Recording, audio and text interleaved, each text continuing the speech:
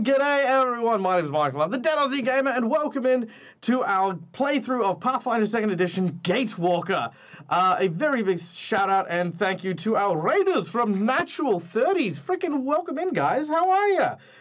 What have you been up to? What's going on? What were you running? You were running some Dungeons and Dragons. How was your session? Cuddly Raptor? Oh my god! Jesus! Hi! Good to see you. Oh my god, so many familiar faces. Laura Bones is in the house. Polished Cryptids. Welcome. A second raid. Why double raiding? What is happening? Who is responsible for this? I feel like it's usually when I have some sneaky people who are mutual friends of ours that tell folks that they should come and, you know, rattle me before my sessions, and I feel like they're responsible for this. So if you are, let yourself be known. Yeah, it's freaking Laura, I bet. It's always Laura. But yes, welcome in, guys. If you don't know what we do here, we're doing TTRPGs, much like our friends from our raiding channels, Natural 30s and Polished Cryptids. And again, if you are from my channel, go check these guys out. I know I am absolutely going to. Let me just very quickly... It was not you, Laura. I'm still watching you. But yeah, let me just quickly give you guys a follow so that I don't forget to, because I am a bit of a derp. And it is late at night, and I know I'll just forget to. But there you go. You guys have at least one more follower. Oh, wait, hold on. Natural 30s. Your account was created September 25th, 2022. And guess what? That's my birthday. So, serendipity. That's how we're at. So, yes. Whoa. I know, right? I have to check out the channel now. I've got no choice. There's no options. I'm not being given a choice. Anyway, guys... We're playing Pathfinder 2nd Edition. It is basically Dungeons and Dragons with a little bit of a twist made by the folks over at Paizo. Gatewalkers tells the story of 6 intrepid adventurers who were taken through a magic portal and returned with 8 months of their lives stripped away from them with no memory or recollection of what happened to it. Together they investigate and try to find out what had happened to them through the gates known as the Aedara. And that is kind of, you know, where we're at. Before we get started, we do have all of our pre-show announcement stuff, so strap yourselves in because we are a very interactive chat. And if you've got the time to hang out with us, please do. And if you want to lurk, lurk away. And if you've got to work, do so well and do so happily. All right. So, first of all, let's give a quick thank to our sponsors, the guys who help us keep the lights on here at the Dead Aussie Gamer home, starting with none other than Hero Forge for the wonderful art you see on stream. All of my tokens, all of my character arts are made with none other than Hero Forge, which is an amazing 3D model making bit of kit that allows you to create and design your own characters, whether it's for an RPG or just for fun. You can have these models not only made into these cool characters, but also 3D printed into cool stuff for you to use at your home game. If you 3D print yourself, you can buy the STLs, or if you are an online player like me, a pro subscription is available, so you get early access to all of the really cool new assets that come out weekly, as well as the ability to make these cool online tokens for your own games. So there you go. Boom. Secondly, we'd like to thank none other than Syrinscape for our wonderful soundscape that we use for the course of our games.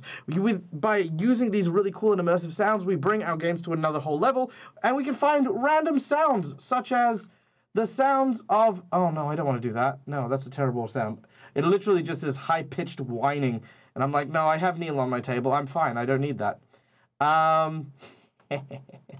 Let's see. Ooh, what's this? Ooh, okay, let's try this. We are going into the blacksmithy. Here in the blacksmith, we can hear the sounds of the hissing furnace.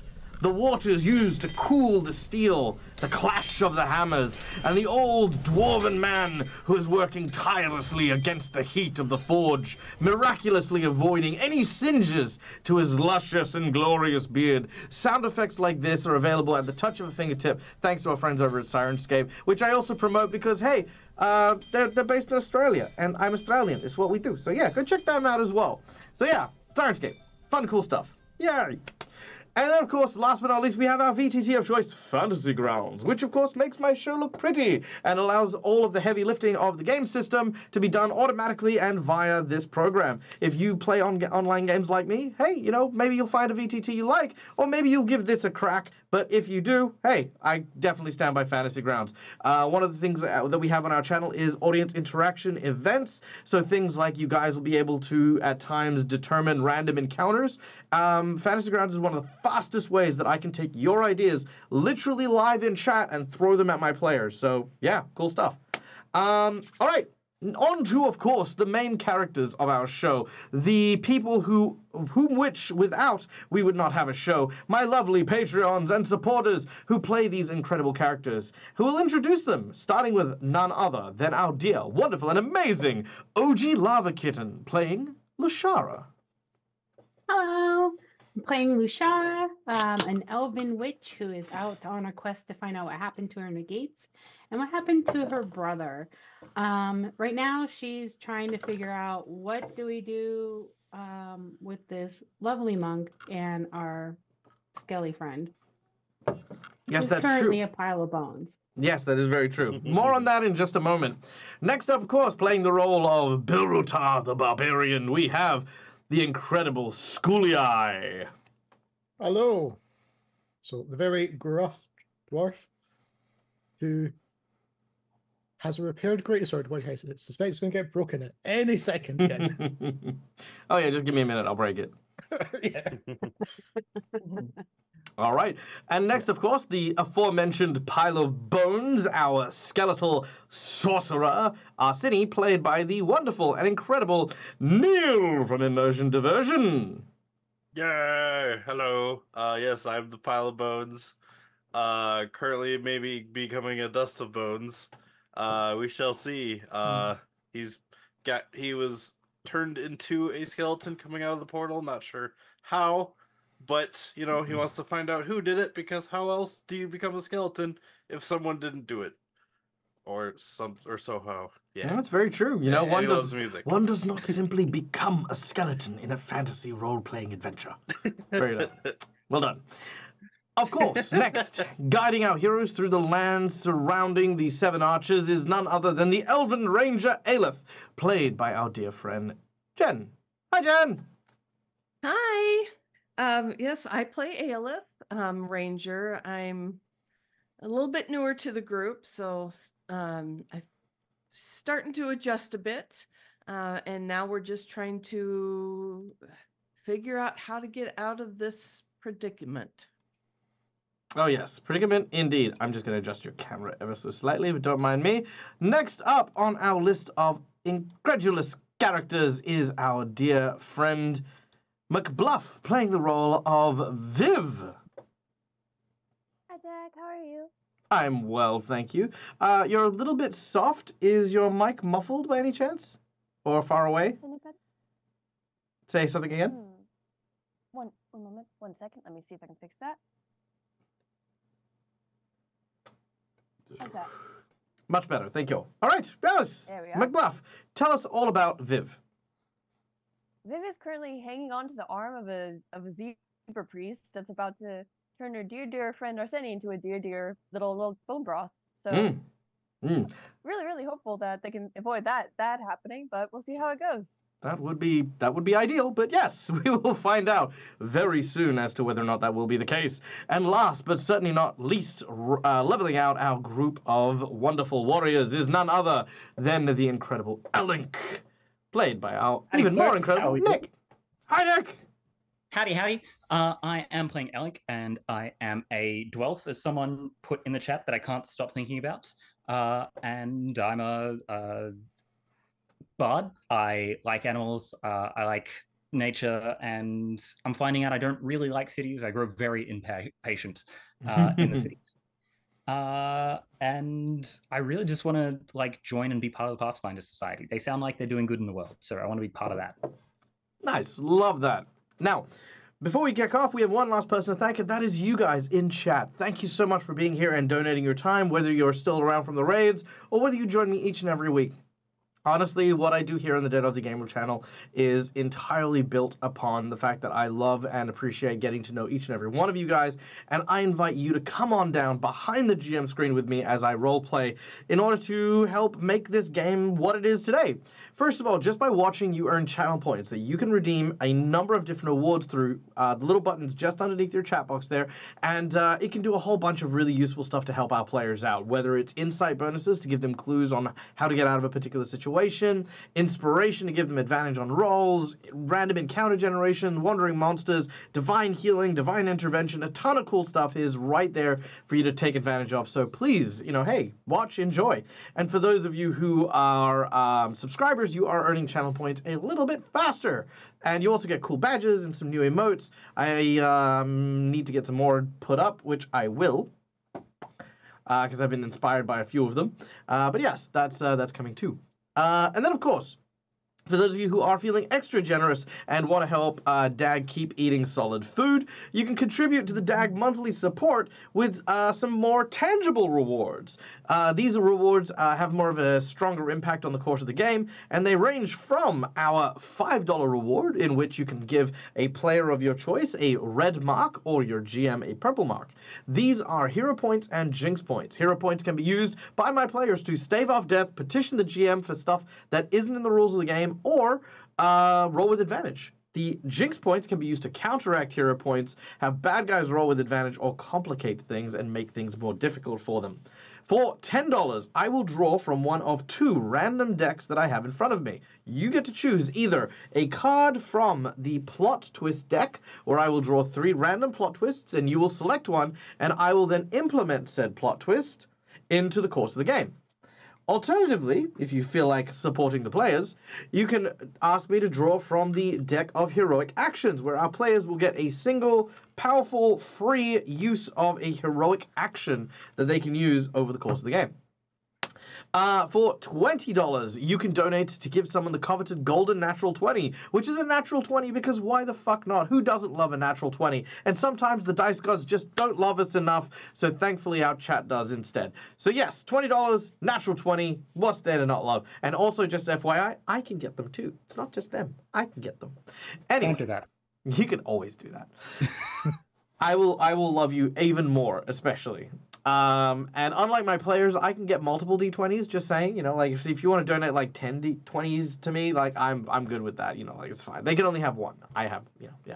Anyway, then for $50, guys, the big 5-0, you can either increase the difficulty of an encounter that our players are already fighting in. This either boosts up the bad guy, which, you get to choose if you want to make the bad guy even tougher. You can make a minion into a super minion into an epic boss, and an epic boss into a, oh no, mistakes were made. Which happens more often than you'd think.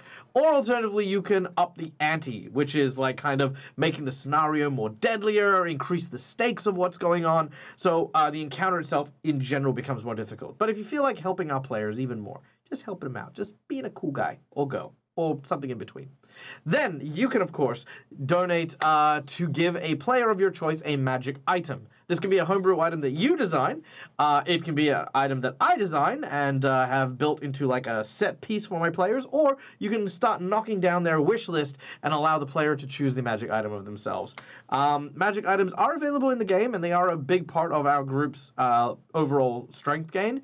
So everything comes with like kind of a personal touch to it. So if you design a item, it'll have some sort of measure of thank you attached to it as well. And last but certainly not least, we have our secret menu item, the $100 big donation. Now, these big donations are, first of all, massive. These are the things that literally keep me alive, right? And kind of let me do this full time. But the secret menu item is always only discussed once at the start of the game, and that is it. Because I'm also very shy about asking for that level of money and contribution. But they have a massive impact. A huge impact, in fact. Something that is so ground-shakingly different that I did not expect or plan, that it may alter the very fabric of my world entirely. So, here is the secret menu item for today.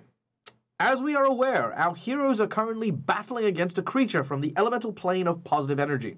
This creature specializes in killing the undead, using its very unique martial art style that allows them to channel the very vitality of their personage into their own unique martial art form. Today's secret menu item is a character of your choosing will have learnt and be developing said martial arts style based on their fight with this creature. What that means is you will pick a character, either Lushara, Bilratar, Aelith, Viv, or Elenk, and they will gain the ability to make unarmed strikes similar to a monk, but with the power to disrupt and destroy the undead. Alternatively, if a Seni is given this ability, he will be able to use it to do the exact opposite, bringing harm and flowing the negative void energy that is in his body into the living and deal damage and stuff like that. So that is our secret menu item. The A or the B. Oh my god. Which effectively is giving you a monk dedication for free, to be perfectly blunt as what it is. So yeah, that is our secret menu item for the day. Last thing. This is also your last chance, if you haven't done so already, to throw your votes in for the Crit Awards. That's right. The Crit Awards, ladies and gentlemen, are a award ceremony that acknowledge and celebrate those who contribute to the TTRPG industry. The award ceremony is held at Gen Con in Indianapolis, and I am in the running for Paizo's Best Game Master 2024. If you want to help me get that award for a second time, guys, go follow the link and go check out the Crit Award stuff. I don't know. That's all I can really do. But yeah, entries are over next week, so it's now or never. There you go. And if you have other people that you want to promote, that in the industry, please do that as well. We do encourage everyone to just take that time to acknowledge the people who have made the industry so great. And of course, a big shout out to our dear contributor here, along and adjacent to me, McBluff, who is moving for a art award in the Crit Awards as well. So if you feel like also helping support our dear friend Mac, it is McBluff, like this. Yeah, he's there. See that one, the one laughing, giggling over there. Oh, thank you, Dad. You're welcome. There we go. All right. So, without any further ado, let us... donation stack. What? Oh, we've got donations. That's right. We do. We do have donations. I knew that. I'm very aware of this. Now, we have donations. First of all, for our kind and wonderful group of Patreons, the first donation comes from our dear and incredible friend, Christina. Yay. Which, of course, awards a hero point to Elink, a hero point to Aelith, a hero point to Viv, a hero point to Arsini, a hero point to Vilruta, Yeah. and a Thank hero you. point to Lushara. So everyone has now gotten a hero point courtesy of our dear friend Christina. So thank you very much. Thank you, Christina. We also have a donation from Brune Brassax for a hero I mean, point for those He's just asked for a hold a minute to reevaluate after that. Oh, reevaluating? Okay, we will reevaluate. But there will be another donation. It will come. Yep.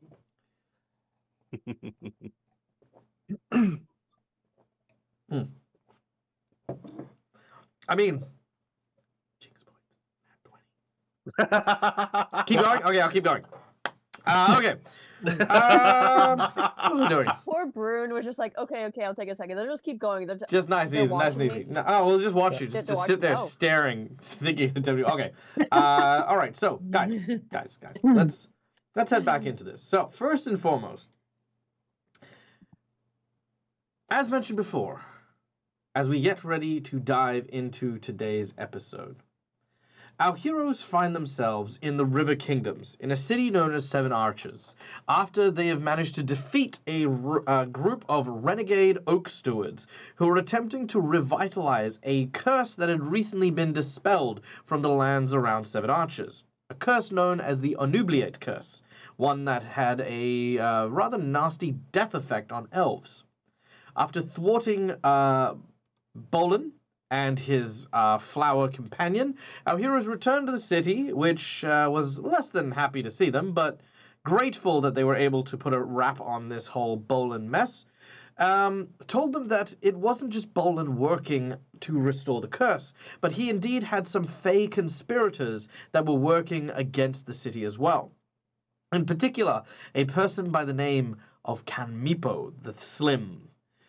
Apparently hailing from the thin lands, lots of rumors existed about this enigmatic fae, and our heroes are now on a quest to try and uncover what they can about this mysterious fairy-like creature. But after investigating in the local library, where they were helped out by a very suspicious, but albeit not suspicious, librarian, after receiving some help and learning a little bit about the history of Kaneepo and how they mysteriously seem to arrive at the same time as the obnubilate curse did, our heroes decided to go and speak with one of the victims of the Gorgas, the minions of Kaneepo, hopefully learning a little bit more on who Kaneepo is attacking and why. Well, en route to go and speak with the survivor of this attack, our heroes encountered a strange creature, a being that looked like a bipedal zebra. This creature is known as an enumvro. Enumvro? Enumvro. I don't know how to say it properly. It's this thing.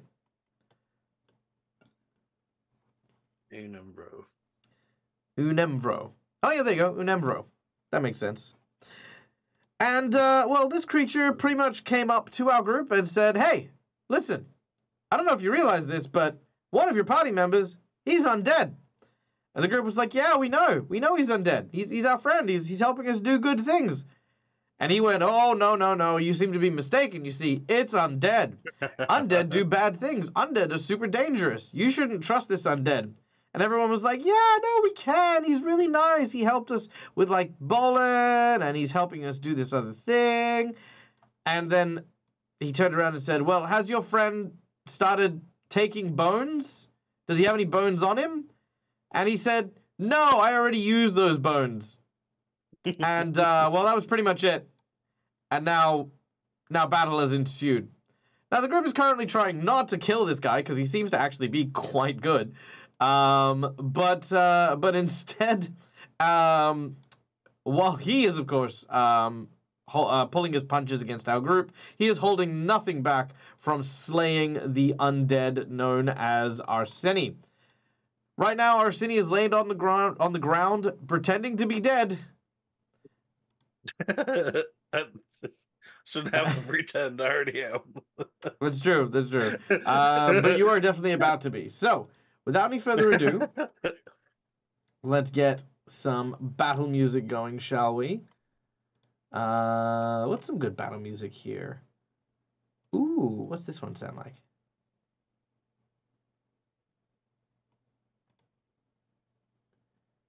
Come on, give me the thing.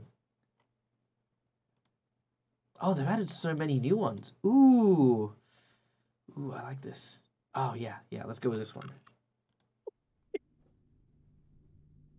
Give me something good. No, that wasn't what I was hoping for. Also, just for chat, I just want to say, before stream, Dag said that this guy's voice was inspired by Matt Berry, and I cannot stop thinking about various Matt Berry lines. So... Is this good? Do I have music? Yeah, I hear it. Oh yeah, no, this is good. I like this. Super chill. All right, so we return, and as we do, we are going to re-roll our initiative as we do at the start of every session. Guy All also right. looks like a character from Draft Town. I mean, I guess.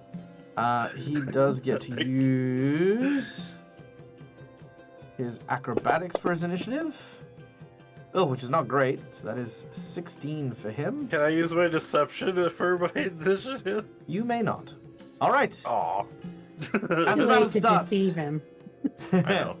It's true. Alright, as the battle commences, Elink, you are along his left flank as you see this individual looking down at the pile of bones. He is saying a prayer as you watch him reach towards his belt and pull out what looks to be a, like kind of almost like a rosary chain of these black and white orbs that he holds in his hand. As he is continuing his mantra, he's beginning to make these gestures in his hand, and you watch as the rosary bead that he's clenching in one fist seem to start taking on more of a pure white color. So all those blackened beads are now turning white one by one. Roof, no, pray, Son, Mitzit, Hatsk, as he's just chanting. Alec, your turn. What do you want to do? Okay. What's his vibe, by the way? Like, do we feel like, or do we know that he's really going to attack us now? Did he basically just say, "Oh yeah, it is time to fight"? No, he is not fighting any of you. He is entirely and wholeheartedly focused on purging Arsene. Okay, just Arsene. I wonder if he needs line of sight for that. Because the best I might be able to do is... let's turn into something big. All right. So, can I use... could I maybe discern what he's doing? Yeah, he's about to punch Arsene really hard. Oh, okay. Yeah, okay. I thought it was maybe casting a spell. Nah. Alright. No, this is just me being cinematic and dramatic.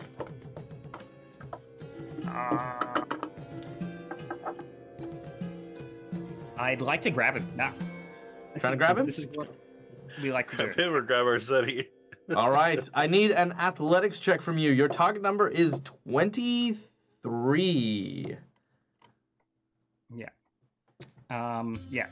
Sorry, can I turn into a big thing and then try and, like, grab onto him? All right, so you're going to be using your wild shape thing first, which, of course, will be you channeling your druid energies to transform into something larger. Then you'll need to make the athletics check using your newfound buff. So. Excellent. All right. Animal form. Let's do it. Self. All right. What do you transform into? I would like to turn into a like an orangutan. Just big, orange. My face gets bigger.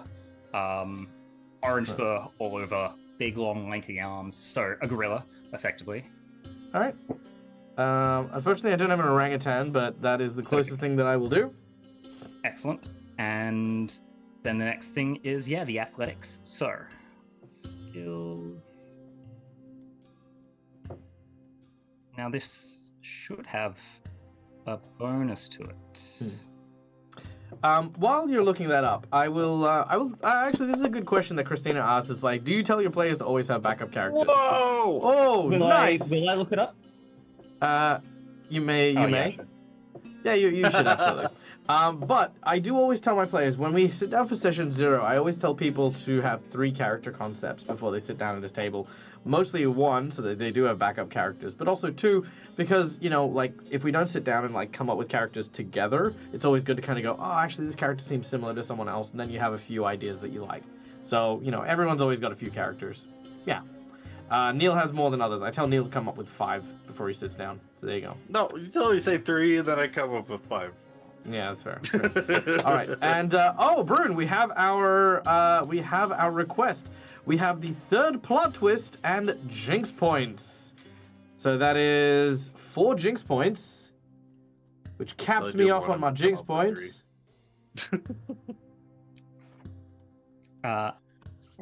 And I will then draw the plot twist. Plot twist we have is Okay, let's see. Here we go. Oh, and Marcus. Yeah, no. Marcus is just an assembly line of characters. 1, 2, 3. Gluttony. That's an interesting one. Gluttony is the plot twist for Brune today. All right, gotta figure out how gluttony is gonna come into this. Interesting. Okay, I think I've got an idea. All right, now, Elink. So you rolled a natural 20. That is amazing. That is a wonderful roll. Because, unfortunately, a 20 is not enough to tick you over. Yeah. I have if a spell's heightened, is that the spell level? Where it's like heightened 3rd, heightened 4th? Or is that just like your level? It should heighten to whatever it says at that level. Okay. Yeah. This should be at +9. Okay, hold on. Let me have a quick look at your character sheet here. So you've Yeah, got. I was animal wondering form. that too. 'Cause, Okay, so you've got animal form. yeah, signature spells. Okay, so your animal form gives you an AC of 16, temporary hit points, low light vision, one or more unarmed melee attacks, athletics modifier of +9 unless your own is higher. Oh. Ape, you also gain a move speed, you get fists that do 2d6 bludgeoning, and you got a 20-foot climb speed. Heightened at 3rd level. So are you casting it as a 3rd level spell? No. So it is not. Third level right Cool. now. All right, Yeah, that's so what it is. Yeah, so it is not heightened. So your athletics is a +9, and with a natural 20, making it a 29, that will grapple him. However, Holy crap. as I am now very freshly juiced up, I'm going to use one of my jinx points and get you to reroll that natural 20. 20s? Yeah. Well, I can't. The only thing I can't use it on is if you use one of the donated 20s, because you didn't roll. So I can't get you to reroll something you didn't roll. Alright, that's fair. That's fair. It's not fair, but I'll say that. I have to keep playing with you up. Okay. With a 24. Oh! Wait, that was our con. Okay, so with a 24, your target number 25, was. sorry. Should be. Oh yes, 25. With the 25, your cutoff was 23. So yes, you still, despite losing the natural 20, managed to get up behind him and reach around and place him firmly in a grapple. But that is all 3 of your actions. It is, indeed. Release me! You have no idea what this man is capable of. I can't speak. I make monkeys. I make orangutan sounds. Very well. Orangutan Close my sounds. lips to him, show him a lot of teeth and gums. Ah. Sounds like Donkey Kong. Dang! It's been a while since I have been on the material planes. I'm afraid I'm not familiar with that dialect. Excellent. Right. Bilrotar, we now move to you. You have been knocked prone after your attempt to grapple him. So you are lying down, just kind of in like a little garden bed, just adjacent to him on the streets. As you can see, he's not overly impressed at the giant ape now grabbing onto him. Yep, so I'll stand up and dust myself off almost sheepishly for having basically tripped up over my own feet. And seeing that he's now grappled out, presumably from the top, Belwotar being a nice short dwarf, we'll go for the feet and try and pick up the feet. So effectively we're both powering up. Nice. Yes. Okay, so this is going to stack onto the DC of the grapple check.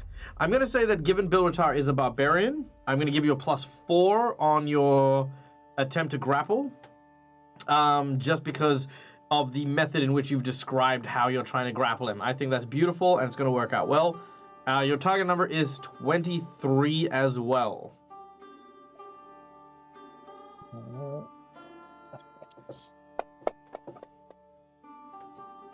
25! Very nice. All right.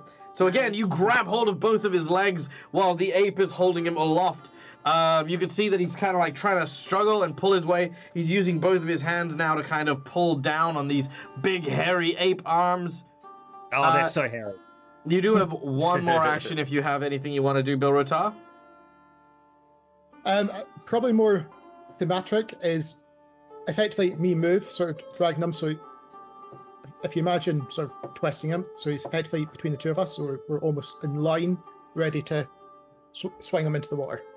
Yes. Okay, yeah, sure. We're on the That's same. why I was going for the legs. Sure. I'll say that you can reposition or move around to kind of here to do that. Yeah, easy done. All right. Lushara, you're up next. You see the giant ape and the tiny dwarf looking like they're about to sling him into the water.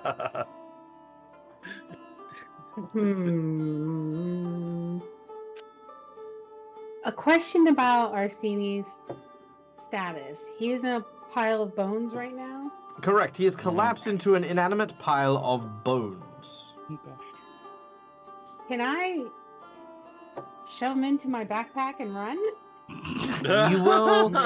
I'm going to say that your backpack will not be able to compensate both Arseni and his equipment. But I do like the idea. You just I'd take get a off bag of it. holding maybe, but Very happy to leave his stuff behind because we can retrieve it later.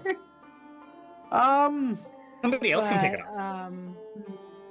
Let me have a look at your Yeah, back. Let me have a look at your backpack. I will ascertain. Let's see. You've got your bedroll. You got your usual camping stuff. You've got your clothes, your healer's kit, sickle, sling, small rabbit, your staff. I think the rabbit's in my jacket.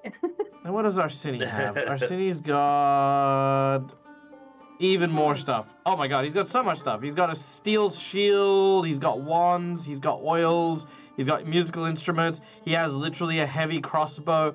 Yeah, no. You That I have no arrows for. you will not be able to you'll not be able to take his stuff, but you'll definitely I'll say you'll be able to take him, but it will take you like 2 actions to gather what you hope is all the pieces of him. Okay. Then I will do that. I will use 2 actions to scoop him into my bag. All right. You move over and you begin to gather up Arsini and stuff him in the bag. Do you break your feigning? Well, I mean, I assumed I did when I rolled the nat 1, so. No, you still fell apart. He could just tell it was fake. Okay. Please don't come back to me in my bag. A head just like as she picks up the head, I just kind of whispered, "It's like, wait, Lejar, I'm okay." I guess. No. If you break it, you reassemble. Oh, I thought I had to do that on my turn. No, you can break your guise as a immediate action or a free action, and it just under collapse. It just says, "While collapsed, you're flat-footed and can't act except to stand, which reforms you into a skeleton in a standing position." I thought that took my whole turn to do that. Sorry, read the last bit about turning into a skeleton again. So it says, you collapse into a pile of bones, mitigating the worst of the damage. Yep. And turns a regular hit into a crit into a regular hit. Yeah. Any other effects caused by a critical hit still occur. While collapsed, you're flat-footed and can't act except to stand, which reforms you into a skeleton in a standing position. But I thought that was as an action. Okay, yeah. So yes, that does sound like you do need to take an action to do that. Yep. Yeah, either an action or a full round. I'd say an action. Okay. Okay, Yeah, cool. Well, yeah, so you can't say anything, you're just shoved in a bag. Got it. Cool. Alright. Done and done! Next up is... Yeah. that'll be a move and then 2 actions to pick him up. Yep. Okay. You can say something if you would like to, of course. I'll just be like, I've got him! I got him as I'm like shoving him in my bag. Sure. You say that and you watch as this like equine face looks in your direction directly. Oh boy. as 2 character deaths. Very loudly proclaimed that you've got the undead. Viv, you're up next. Alright, when I remember, Viv was actually like kind of hanging on to the zebra's arm, just holding on for dear life at that point. So yeah, you hadn't grappled him. You're just kind of like I'm just holding dead on. weight. Yeah. Yeah, I'm dead weight essentially. So seeing now that, I guess, feeling that this momentum of, oh, they're about to throw this guy, Viv is going to try to go with the momentum and try to kick back at the point whenever they're about to release him. So just try to jump back and kick into him as they try to let him go. Okay, I'm gonna allow this to be an assist action, which is fine. As you are assisting, you are going to do you have any? Are you trained in athletics at all? Let me see. I don't think I am.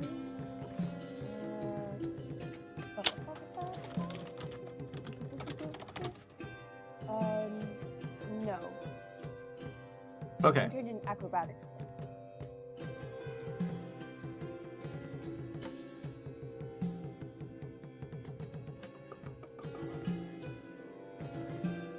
Athletics, but acrobatics. Okay, make a athletics check. Alrighty.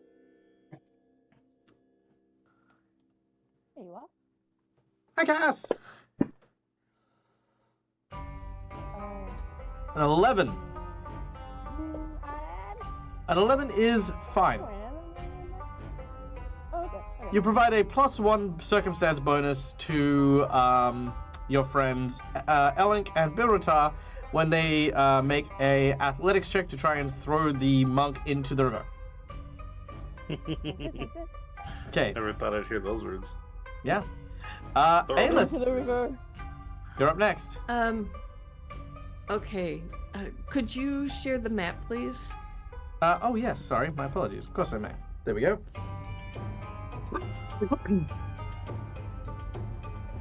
Perfect. Okay. I think Aelith would. We all noticed him take the beads out and start chanting, right? Yeah. Okay. Aelith is going to move up to him and try to take those beads away from him. All right, so you're going to be attempting a disarm check. So we're going to have you take a move action to move around to where he is. Don't worry, being there is not going to obstruct them from throwing into the river. And I need you to make an athletics check. Your target number is 23, but it becomes 21 because he's grappled. Okay. Well, let's see how this works. Nope. Nope, who do we lose? Nick. Nick. I was about to ask if camera was supposed to All right, please. come on. Athletics. Come on. Why aren't you working for me? All right. There we go. So, Schoolia, do you mind if you quickly hop into one of the camera slots? Thank you. Yep. For some reason, it is not rolling for me. Okay, so if you got your athletics there, Yep. okay, are you using the skill or are you using the abilities? Oh, the skills. Oops, Okay, sorry. so if you go down to activity on your character tab, it's like the oh, okay. and then you scroll down to athletics. There should be one for disarm. Yes. All right. And then Sorry drag about that. No, that's okay. And then drag that onto him. Beautiful. Oh. That is a critical failure. Yeah. So, okay, so you do not manage to grapple him. You lose your balance and become off guard until the start of your next turn. Ooh. All right. Well, that was fun. You do have one more action though. You've moved and you've used a disarm. Oh boy. I was hoping to stop him from chanting, Okay, let me very and I don't quickly- think I have anything in my inventory. Okay, put everyone back in Yeah. spots. I don't have anything like to muffle him, no. Yeah. I don't Maybe- think there's much more she can do. Watch where 'Cause you're she standing. doesn't want to injure him. I was gonna say, watch where you're standing.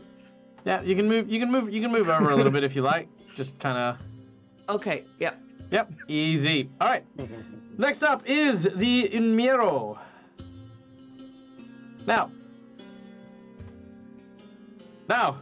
I say, I'm going to give you to the count of 3 to release me. Otherwise, there might be trouble. 1, 3, and he's gonna make an athletics check to try and break free 3. of the grapple. You are really I love bad this at monk. counting. I kill undead. I do not count. I count the undead I kill. All right. So what happened? Sorry, I dropped out for a second. He is going to try. Well, he's now trying to break free of the grapple. Okay. Unless you trying to want to grab the let him beads go from him. willingly. No. Okay, good. Just check. Oh. All right, 23, and his target number was 19. Ooh. Even with the +2 that you've received, that is not going to be enough to hold him back. So he is going to break free as he twists his body and wrenches both his arms and his legs free of his imprisonment. That is his first action. His second action is to 5, 10, 15, 20, 25. Oh god, no. Lushara, how are you holding the bag with all the bits and pieces of Arseni in it? I'm probably just kind of have it clutched against my chest at the moment because I just scooped them in. So there's like some bones sticking out and whatever. Okay. I hope not. All right. I hope not. Oh boy. So what I think I'm happens about here? to be disarmed. You're about to lose your items and be disarmed. You're just gonna lose your arms. All right. Rip them off.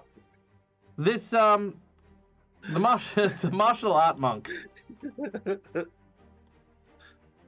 clenches his fist, The zunk. and as he does, he finishes the chant Ah! Oh no! and attempts to hit Arseni through the bag, Oh boy. Oof. landing. Ow. I am flat-footed. Remember.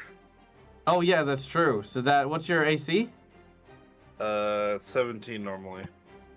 So that would be 27. So that would be a critical hit Oh god, no! Why do I say things? because you're an honest, I like to honest be- man. I like to be fair. It's fun. All right, Uh-oh. Arseni. Ow. Ooh! I'm gonna use So, the hero point to hang stay on. at 1. He is going to use Sorry? the hero point to negate it. Oh, what? you... The jinx point to negate it. Now, Okay, well, I'm as dying. this, as this happens, no, you're a skeleton. You'd have no dying one. Oh wait, no, yes, you do. Yeah. We went over that. But he is going to use his flurry of blows with this. Oh no! Oh no. And I don't have a hero point for this. Oh no. I'm wounded, 1 dying 1. Probably wounded 2 dying. He's gonna roll 1. No, he didn't. All right.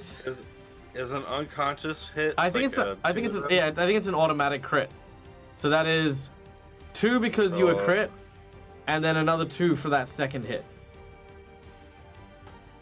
So as you hear this crunching sound, Shit. Lashara, I need an athletics check. Oh boy. So yeah, that just straight brought me from 0 to 4. Shit. Athletics. Skills. Man, you really wanted to kill me. I mean, you're undead. I rolled a 12. I mean, yeah, true. All right, a 12. So you start to rotate in the air, and as you do, you fly backwards over this table, smashing into the ground, smashing into this building while holding this bag. You literally, you feel like literally everything around you just sort of splinter. And as you do, Arseni, you watch as like these bones fall out of your bag, and it just puts forth this cloud of dust. The skull of Arseni rolls to the ground beneath the hoof of the creature, who then, with a single twist of his ankle, destroys the skull of Arseni. He raises his fist, and as he does, you can hear the sounds of cheering coming from everywhere. The entire city begins to raise goblets and wave flags. You can hear the sound of applause for the hero that managed to slay the evil, dreaded undead. As he turns, his robes wafting in the wind, he leaves to once again journey and save the world from even more deadly undead. We cut Uh, to a small campfire. small fireplace in a small log cabin where two very small-looking zebra kids seem to be sitting on a bearskin rug, listening to an elderly man talking by a fire. But, Grandad, that's not how it happened. Yes, well, I tell you, it is exactly how it happened. I slayed that undead with violent prejudice, and he was never heard from again. But I thought this was a story about how you met Mum. Is that what I was doing? Oh, yes, of course. Of course I was. Yes, now I remember. That wasn't what happened at all. We delve backwards.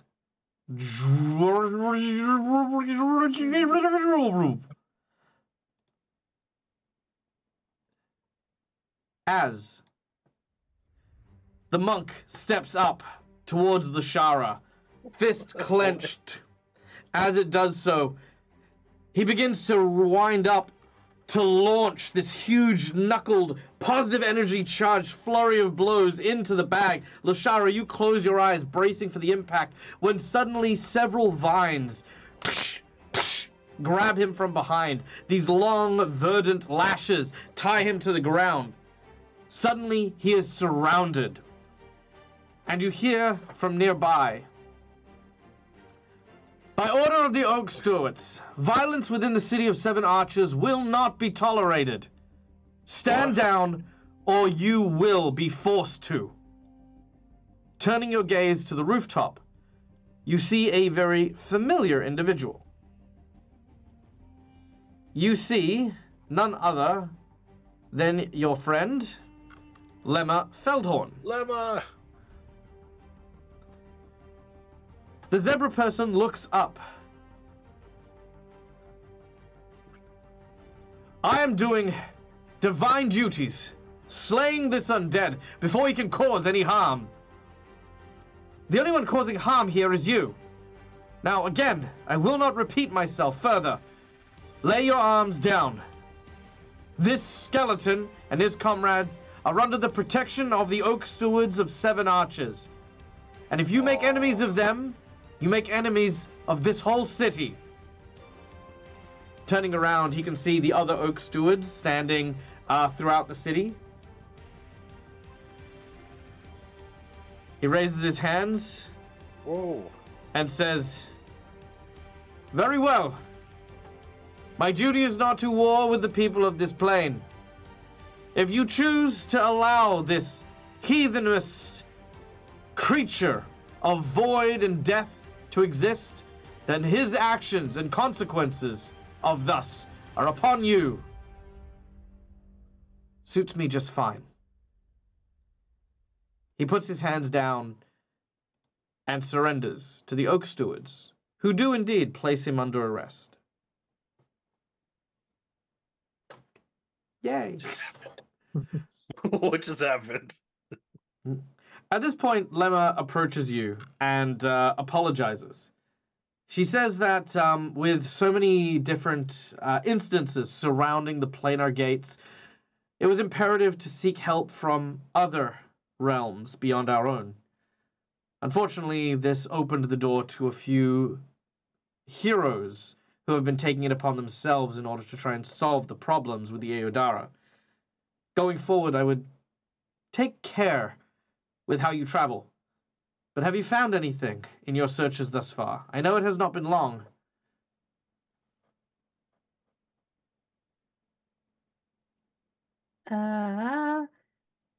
Shara is just like, don't know what happened, but we were,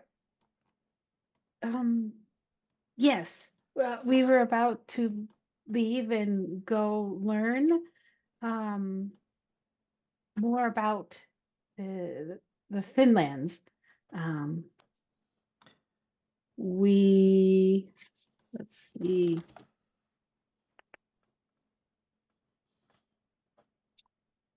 Yeah, we haven't had that much time yet.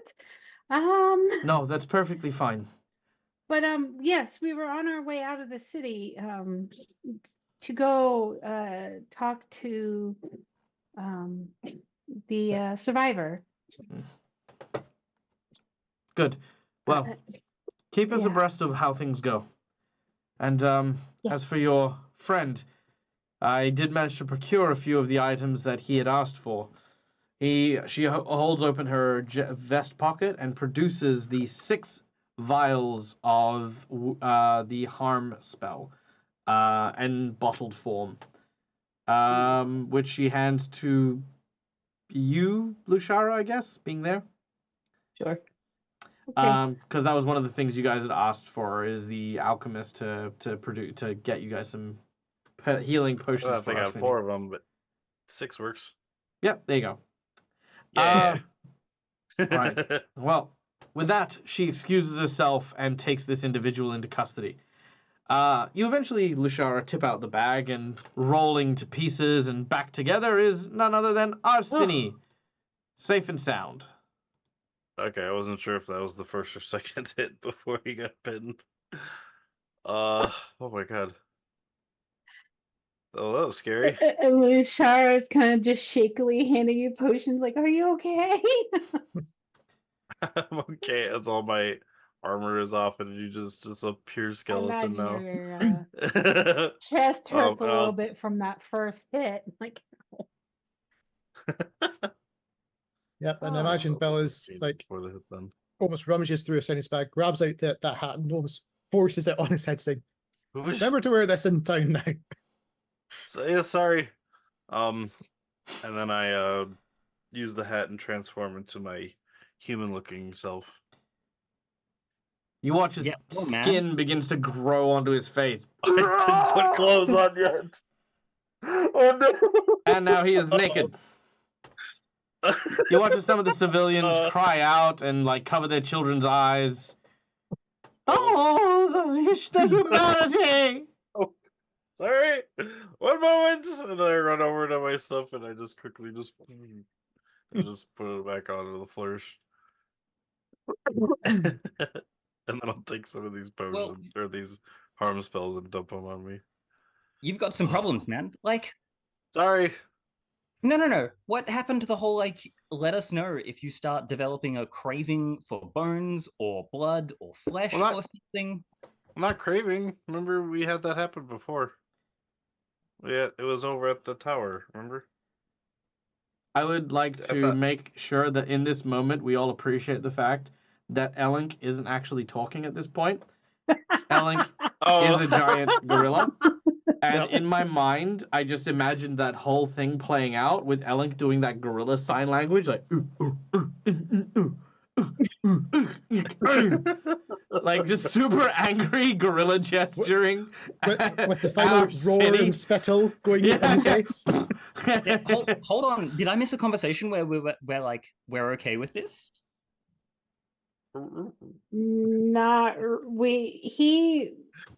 Arsini rummaged some bones from the tree house area and used I didn't necessarily to see heal that. himself.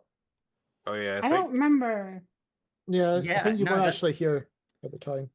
It was just before we went as a player. This was just before we went in to confront Yeah, okay. Dolan. I guess as a player, should I be reacting to this? So, in the scope of the game world, I've always played it as this. Necromancy in itself is always considered to be the study of life and death. One cannot consider necromancy to simply be evil as a broad stroking sweeping brush. Undead and the defiling of corpses is more of an anathema to the god of death and thus seen in very poor light, right? So in general, an undead is considered to be a being that defies the laws of life and death, and ergo is abhorrent to those who believe in that as a sensibility. It is traditionally considered to be unaligned with those who are dutiful and worship gods commonly associated with good morality, right? That being said, it is not unreasonable to consider undead doing good acts. However, their very existence by its nature requires the living. In this case, for Arsini, requires fresh bones in order to restore himself. Now, this is not something Arsini chooses or wishes to do, but much like the proverb of the scorpion and the frog, it is simply Arsini's new nature to simply have to require that. Whether or not your character is okay with that, I would say no.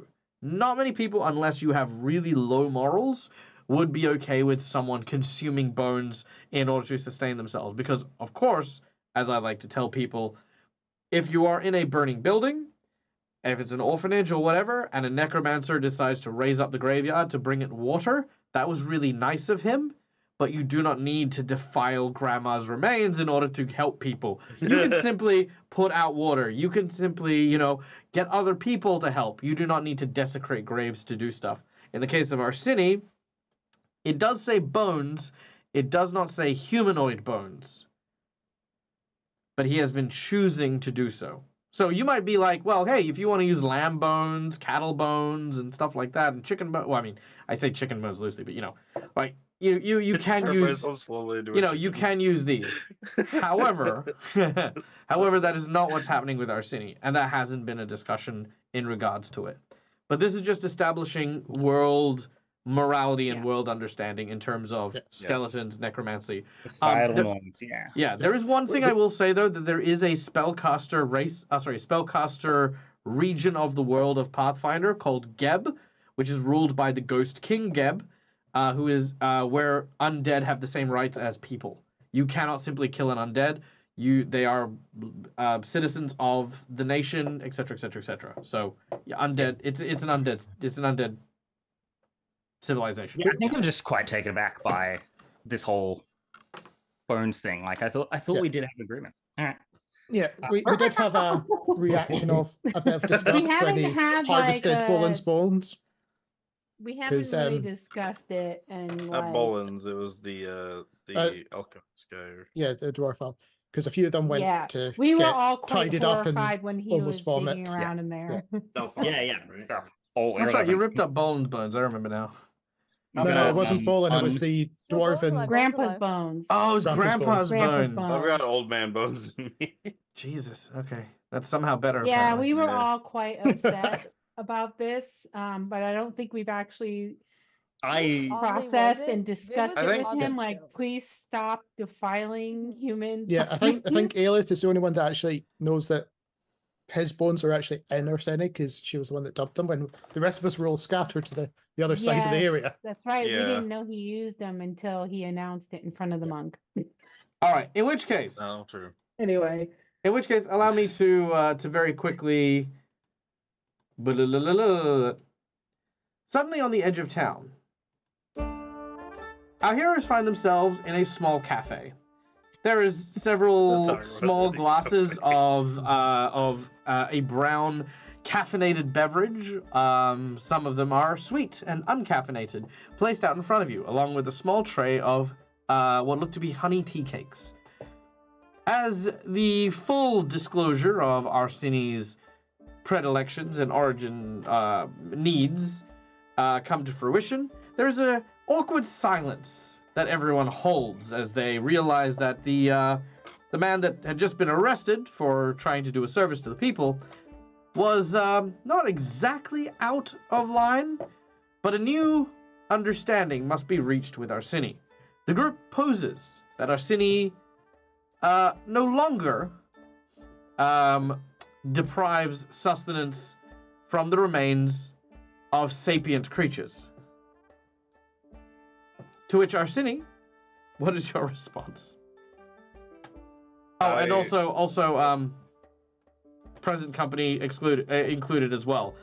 Magnus sort of hisses at you a little bit. Yeah, and I'm holding like Monty to as well, like and Monty.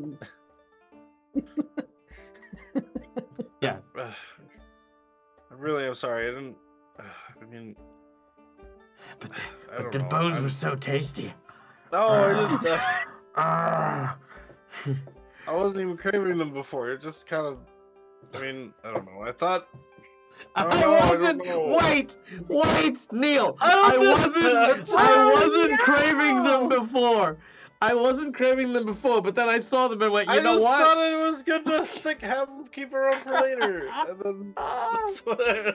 Look, Okay. I thought we'd been through this on the Jesus. card. I thought you knew other people absolutely off limits. That was implied. You do this again, I will let that monk do whatever it wants with you. Of Or, course. whoever else. Okay, so Sorry, I think no more people. no more people. Okay, good, excellent. With the agreement set and made, our heroes take a moment, and probably have decided to be a little bit more cautious around their new undead friend, realizing that these changes not only have affected him, but our heroes as well. With their deviant powers and ability now slowly coming into fruition, it is not just in the nature of the undead that we see Arsini, but everyone also starting to have a little strangeness about them as well. You make your way towards the edge of town, wherein which you find a small hovel belonging to some guy. I had these things open, but then I turned them off because we took too long. Here we go. All right. An old hovel belonging to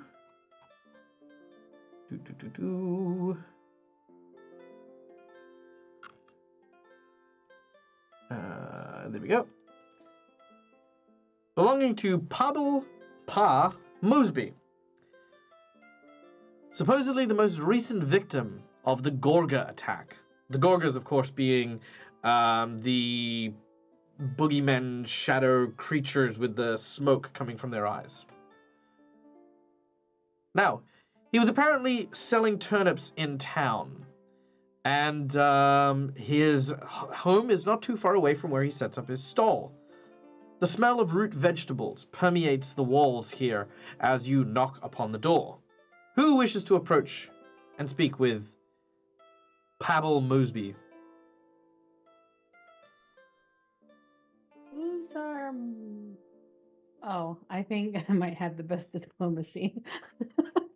Well, keeping in mind, well, my rules as written pretty much goes like this. It is not about But, it's not about the height of your scar. It's about who wishes to have this conversation. Yeah, maybe we confer before we knock. Like, who wants to talk to him? You all read the books. Can I do this one? Yeah, you want to chat him? Yeah, of course. Yeah. Bill, you want to be up Yeah. front with me? We could use like probably a stout-looking dwarf. I think you're muted. Don't know about stout. I can do an angry glare. Sounds great. yeah. Just in case we need it. Just in case we need it. All right, brilliant. Okay. You begin to walk up and knock on the door. Before long, a man begins to open. This is a middle-aged individual who seems to be sporting a crutch on one arm. It's very apparent that he has some bandages over his gut, around one of his wrists, and more prominently on his left leg, which is what he's kind of like hobbling with. Oh, good sir. Are you okay? Do you need a hand? Well, I mean, do I look okay to you? No, I don't need a. No, it's fine. Can I help you? Yes, we're here on behalf of the city, and we're investigating some disappearings and disturbances that have been happening. You wouldn't have, and for your time, I'm sure that we could perhaps help out around the farm for an hour or two. You're at a turnip stall, not really a farm. He says, we can help out.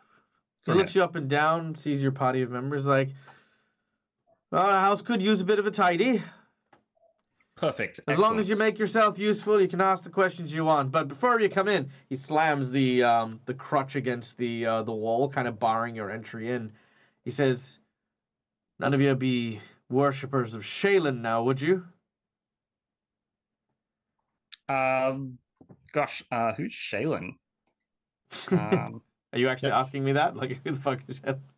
No, on Bill's face, you just get a puzzled look thinking, who? No, that's my out character player. Okay, yeah. So Shaylin is the god of love, of beauty, of art and music and stuff like that. Okay. Could I try and discern why he might be against Shaylin? Make a. You know what? No, I'm just gonna give it to you. It doesn't need to be a mystery. You're likely. It's likely that he is a worshiper of Shaylin and likely prayed to Shaylin, got his ass kicked, and now is kind of a bit sour about the fact that his god didn't really help him in any way, shape, or form when he got attacked. Okay. Oh no, sir. Hate love. Hate it. He turns to you and sort of puts his crutch down and lets you enter. And as he staggers into his own home, he pulls out like what looks to be a hit flask and raises a salute to the beautiful Shaylin, the best mule in the fricking kingdom, and takes a huge swig before putting it back in his jacket. You notice that he's scratched out the symbol of Shaylin, which is a bird with a rainbow tail on the side of the mug here. As he goes in. Toast as well. I don't have anything in my hands. I'm just like, oh yeah, sure. All right. Toast, guys. Toast. Yeah. Mostly because I don't want to roleplay doing house chores. Is there anyone who does anything apart from to make themselves busy with the various things? Tidying up. Like, basically, when you go in, it looks like he hasn't really given much attention to anything for the last couple of weeks. He's been laid up in bed, the sheets need changing, the dishes have piled up, the shelves could use some restocking, the windows could use cleaning, the floors scrubbing. You know, there's always stuff. But is there anyone doing something other than helping out where they can? I was just going to say, I trying to think chat to him. Lushar would focus on mending anything that's torn, clothes, things like that, and set Magnus around to go find rats and mice to get them out if there are any. Plenty of them in here. Not a problem. He's having fun then. Yeah, and you'll have the conversation as you're cleaning up as well.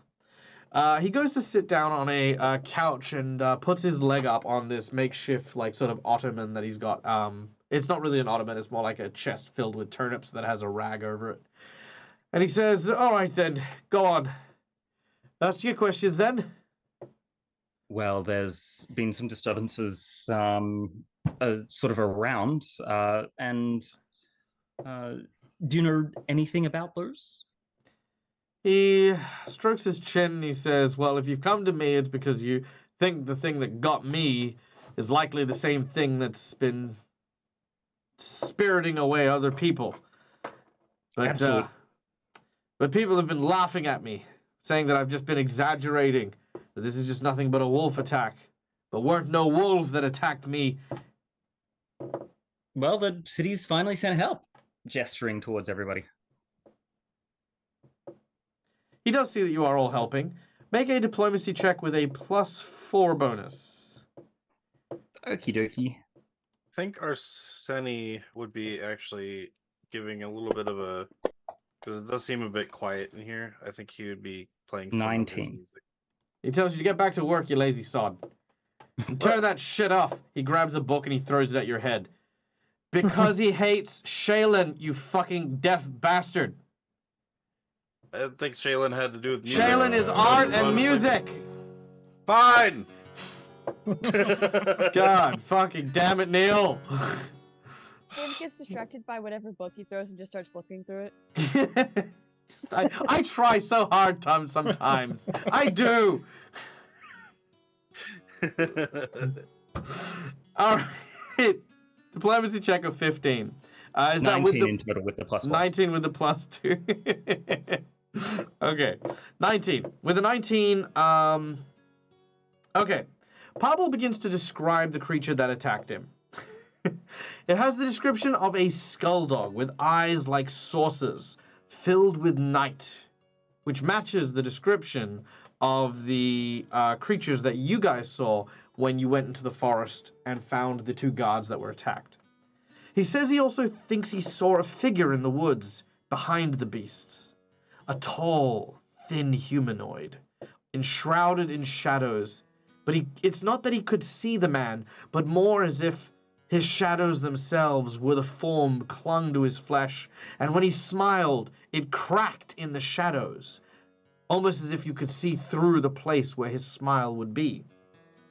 For a moment, it felt like the thing was inside of his head, reading his thoughts and leaving him with this profound sense of worry and uncertainty, of worthlessness, and feeling unworthy. And There was another... whereabouts? He gives you a description, not too far from the farmlands that were also on your trek. It's a little further in, and he describes the area to be devoid of color. It looked as though, even in the night, like all of the light had been stripped and all the color had been removed from the plants and animals.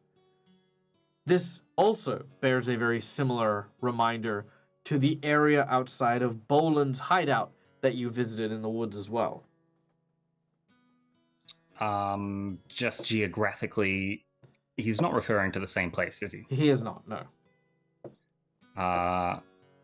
Have you seen anything else recently? Anything else? Anything at all, that comes to mind?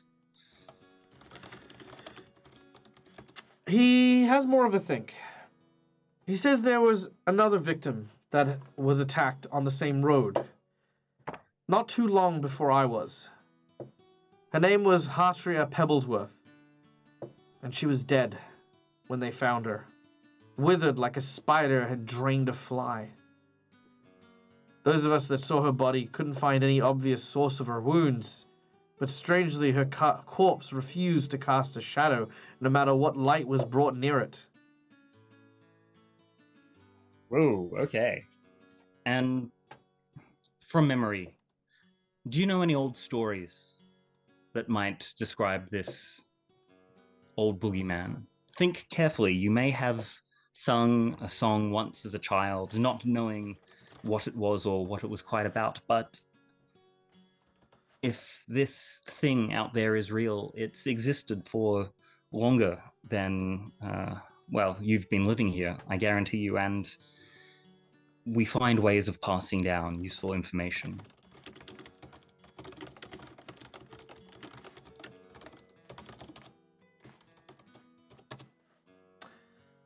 He thinks back to his childhood and says that there are roads and places at the farms in the Thinlands that we simply do not go. We do not tread there because whether it's your family or your uncles or your aunts, to be honest, everyone has a story about that place. Everyone has a story of people going missing, childhood friends who were never seen again. It is a haunted place. We call it the Thinlands. They tell you that when you go in the shade of night, to always carry a lantern, for when the lantern doesn't cast a shadow, blow the flame out and hide. Hold your legs close to you and shut your eyes. That's actually surprisingly useful. You might have saved our lives. Thank you. Hey, I better do some work around here as well. I'm being a lazy git. I presume you guys are doing this while you're thinking. Viv. First, just a question: Is he casting a shadow? Yes, he is casting a shadow.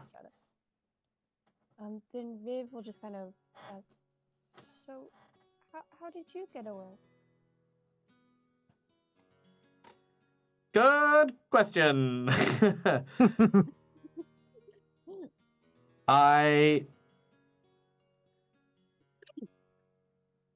Oh, you know what? So you know how I said that he hated Shaylin? So I presumed he hated Shaylin because in this entry, it goes into how he calls Shaylin a mule. Well, turns out Shaylin was actually a mule. And he actually doesn't hate Shaylin. The reason he escaped, which is far further down in this, is because Shaylin the mule got in the way of the attack, and the creatures killed the mule instead of him, and he ran all 10 miles back home. But because we're still keeping our continuity, he hates Shaylin, and the mule is now called Jeffrey. Marvin. Jeffrey Marvin. the Mule. That's it, Marvin the Mule. Marvin well. the The Mule. There we go. Good old There we Marvin. go. He tells you that he was fortunate, and he that Marvin the Mule sacrificed his life. Sorry, Neil. So But to be I fair, don't hate you as much now. To be fair, that still doesn't mean you weren't paying attention. I know. Anyway. Could equally just hate Shailen for taking his beloved meal. Yeah. Yeah. I guess if anybody else has any questions to ask him while we're tidying, like now would be a good time. Yep. And then So that's pretty much all that's most of the relevant stuff. But if you have specific information that he might have, can definitely give that to you. And I'm just guessing that this is me just double checking that as a merchant, he was actually going to the farms to restock. Yes. So basically, he gathers turnips from the farms, brings them into town, and sells them here. Yeah, I was just making sure that we weren't expecting him just to be the intern person of a trade. Yeah. Exactly, Christina. Exactly. can't really think of anything specific that I want to ask him. Am I missing something? All right. Well, this investigation was done. Oh, sorry. Yes, you can ask a question. But regardless, just real quick, you've done well with the investigation. You will gain 4 investigation points for this encounter. Ooh. Ooh. Yeah. So that'll go towards what you guys will have forewarned with for later. Viv. Ooh. Just before we leave, we'll ask him a question. Have you seen him again? The man you said was smiling? He says no, but Christina has redeemed an insight bonus. Viv. And of course, we've got one from last week as well. That we And you have never one from used. last week too.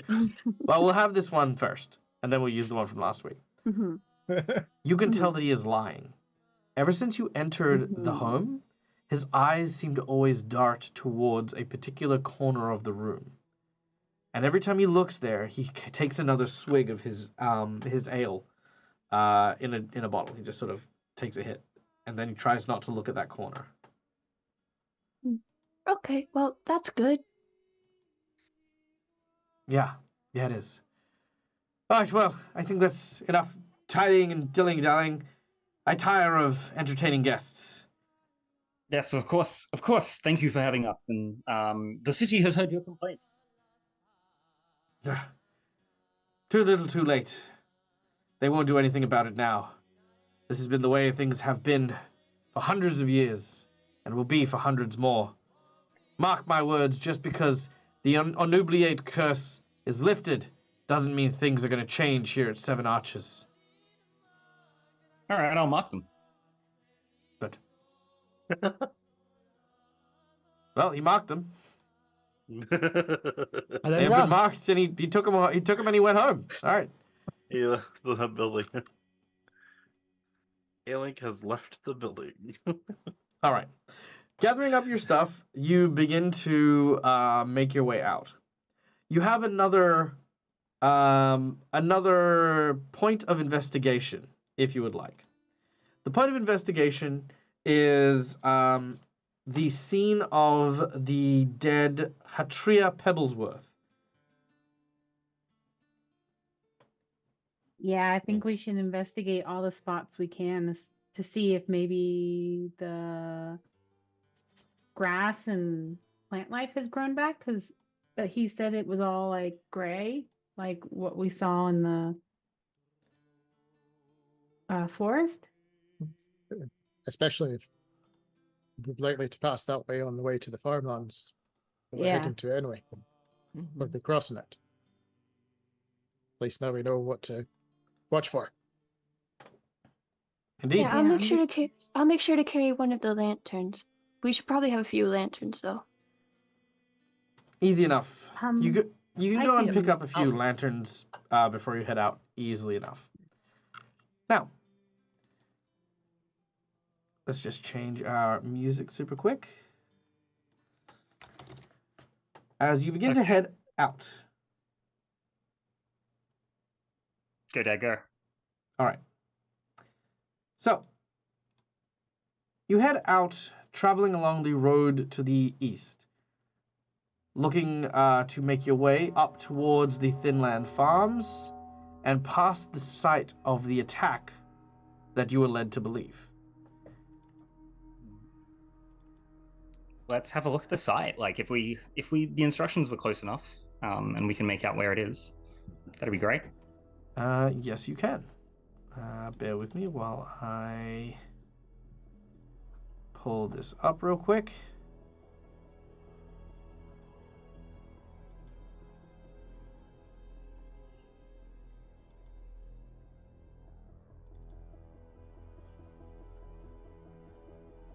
All right.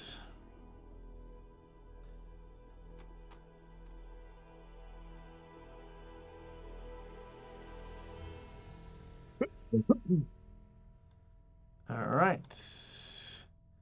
We have Elink, Birota, Lushara, Viv, Aelith, and Arsini. All right.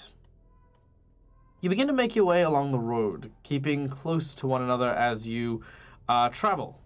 The Thinlands are not the most welcoming of spaces to find yourself. Little cramped. More than a little cramp, for sure.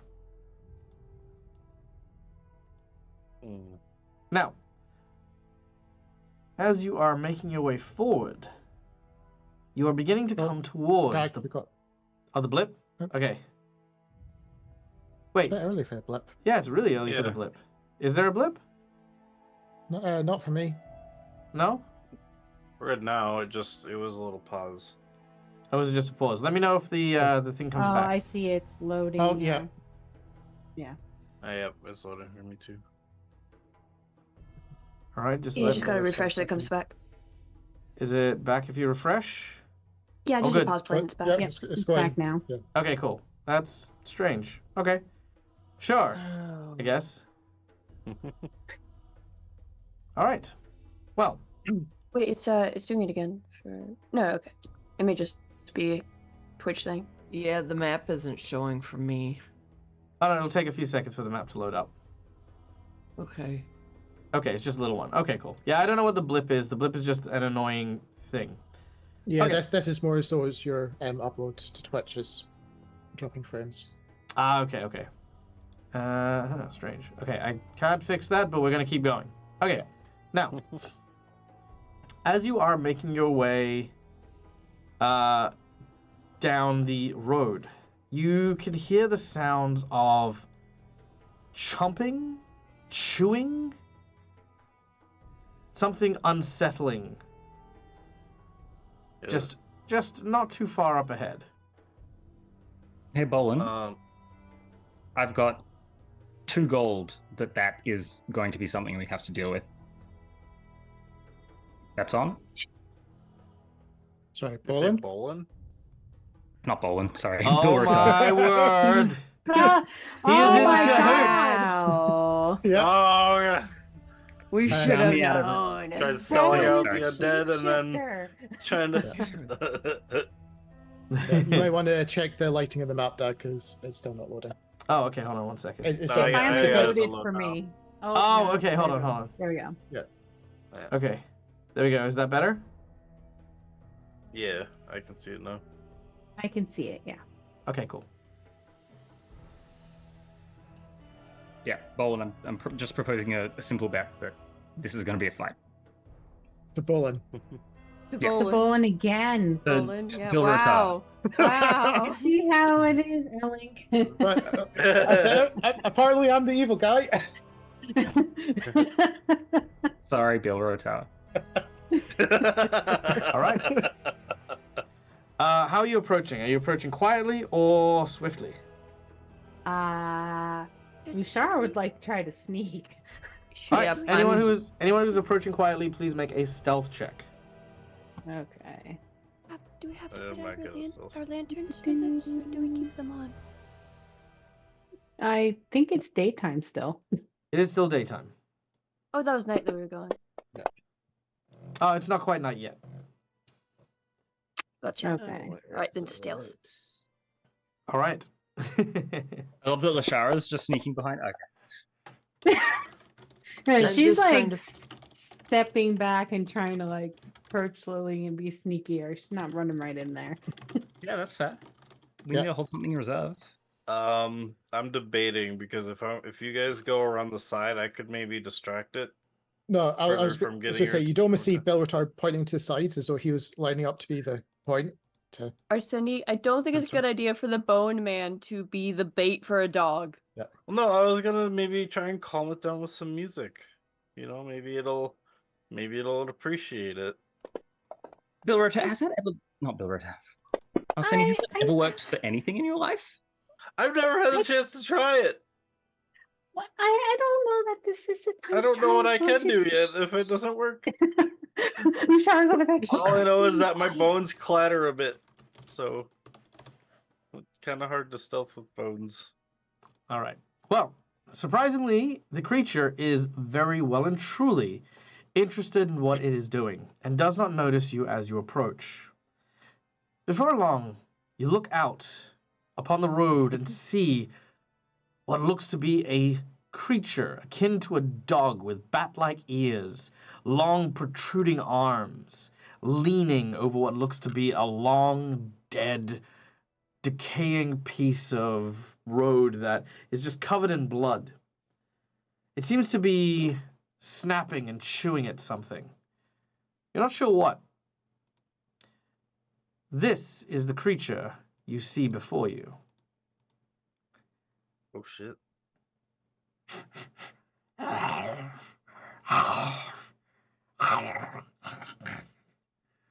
kind of hate that names for these things pop up because I'm like, oh, is this going to be good or bad? And then I see Barghest and I'm like, oh, yeah, okay, let's kill this thing. Yeah, it's bad. It's bad. All right. Well, yeah. What do I know about Bargheists? You can make a one of these creatures. These creatures are looping the fiends, so that would be a religion check if you would like to try and figure out about them.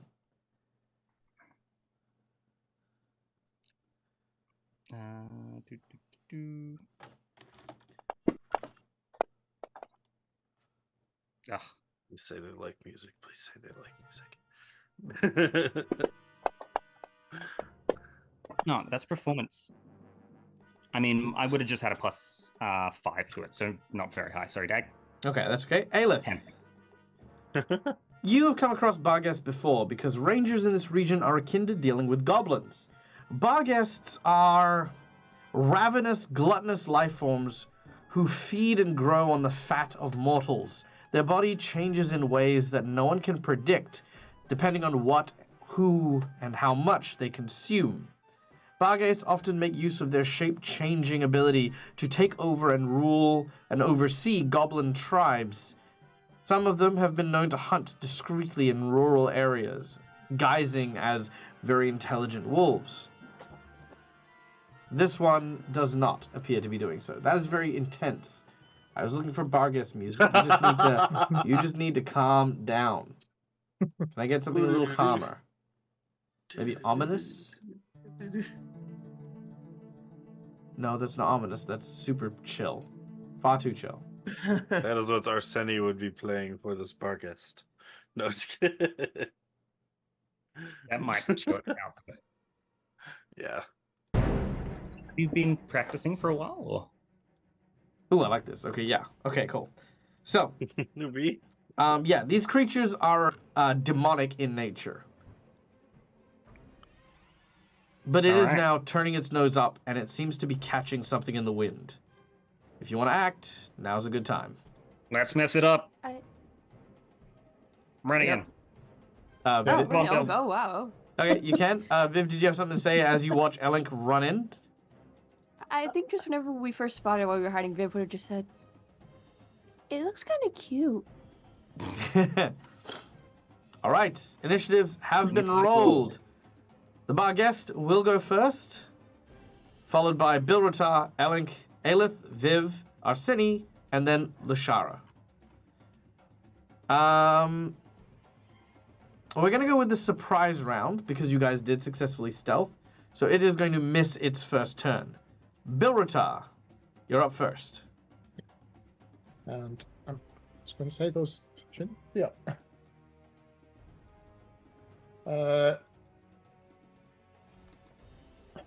Very well. So, oh, can't see the grid.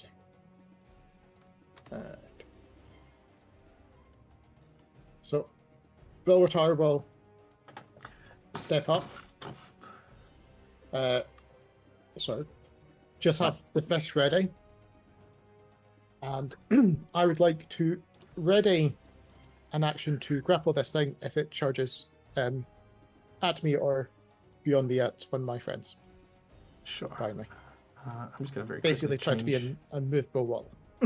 Nice. Love that. I'm just going to very quickly change the token that I've got for this guy.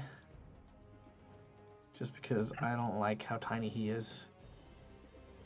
There we go. Much better. Cool. All right. All right. Done and done. Following which, we then go to Elink. All right. I'm going to rush in, and I am going to use electric arc. Ooh. That's Bill. Oh, how far away is it? I'm sorry. Okay. It might actually just take 2 move actions for me to get there. In which case... All right. It is currently roughly 60 foot away from you. Yeah, that'll take all 3 of my movement actions. Doesn't your electric arc have a range? I thought it's like a 30-foot range, I think. Oh, is it? Well, it would... I'd It still be needs out. 2 actions, yeah. I'd still be out.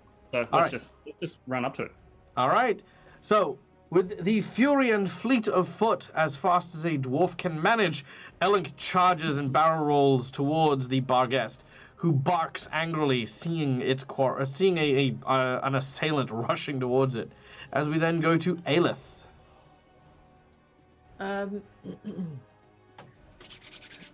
I am going to move far enough into the road, and I'm going to fire. I'm gonna use my longbow, and I think I want to do. Oh, what do I want to do?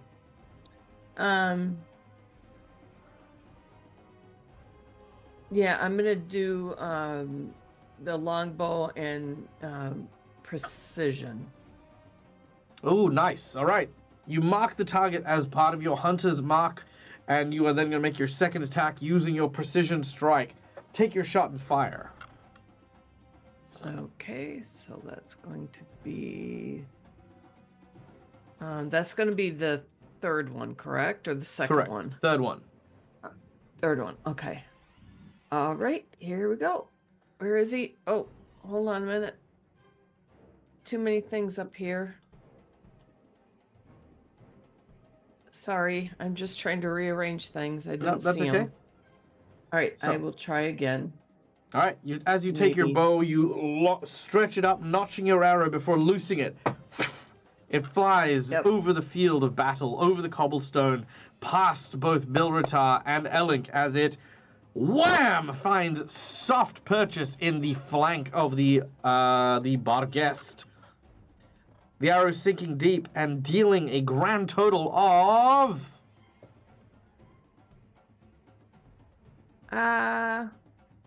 Here we go. 19 points of damage. Did you drop that on the Barghest?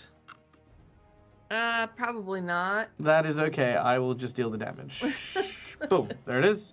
Done. All right. The Barghest takes the hit and roars in the direction of Aelith.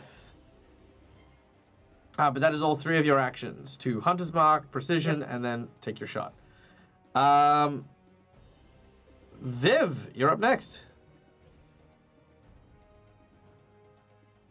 Alright, I think just seeing how far away we all are, Viv's actually going to try to go into the tree line a bit and try to stealth to get on the side of this thing. So she's going to basically use her first round to kind of just like stalk forward a bit and get into the tree line. Gonna do a little sneak. All right.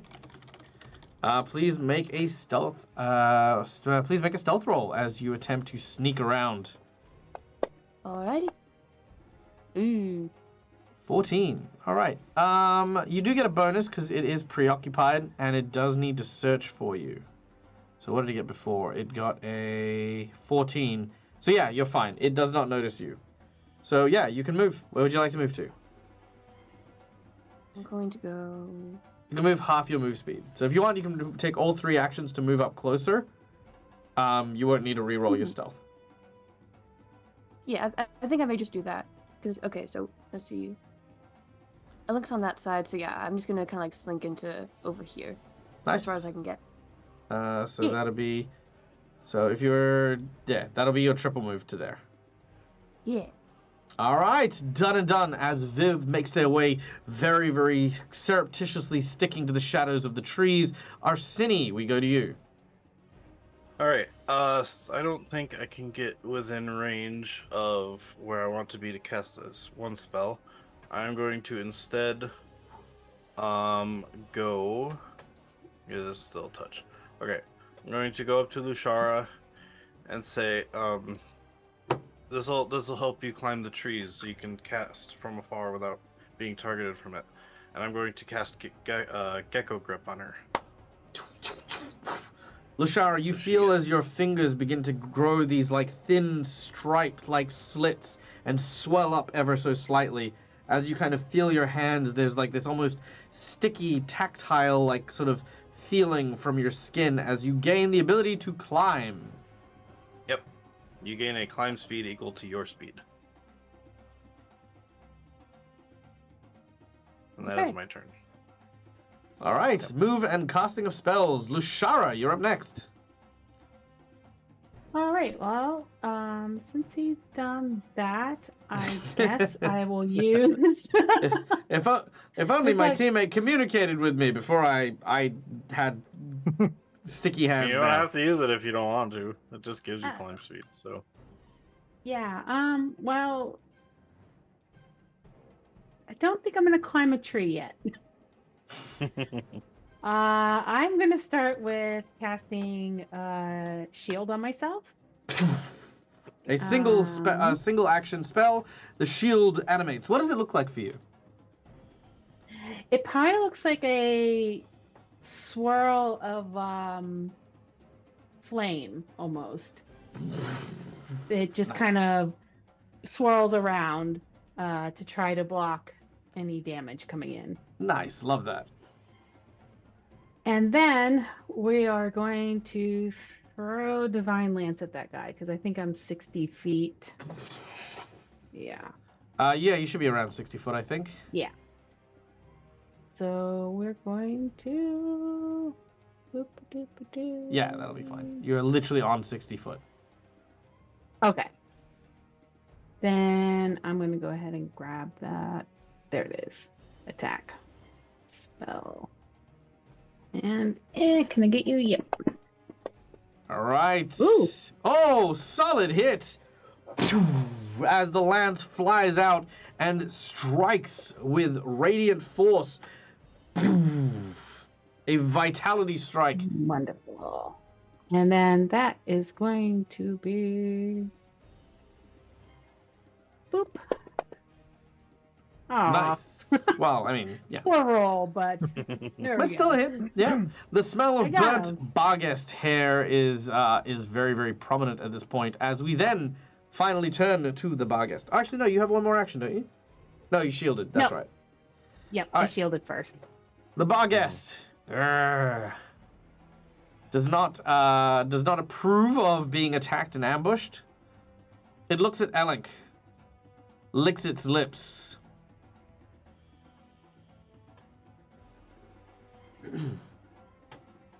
It has been some time since I've chewed on the flesh of the deep folk.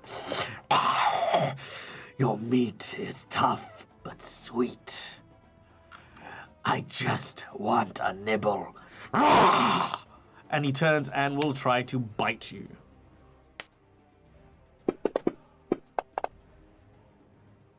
With a 20 to hit, will chomp. chomp a chomp, pull chewy chomp, for 16 points of damage. Oh, Ouch. He grabs onto a big part of your thigh as he sinks his jaws in and begins to shake his head like a rabid beast with a second attack against Elink. For a second hit, Elink, you are kind of being dragged. Oh, dang! You are being dragged onto the ground damn.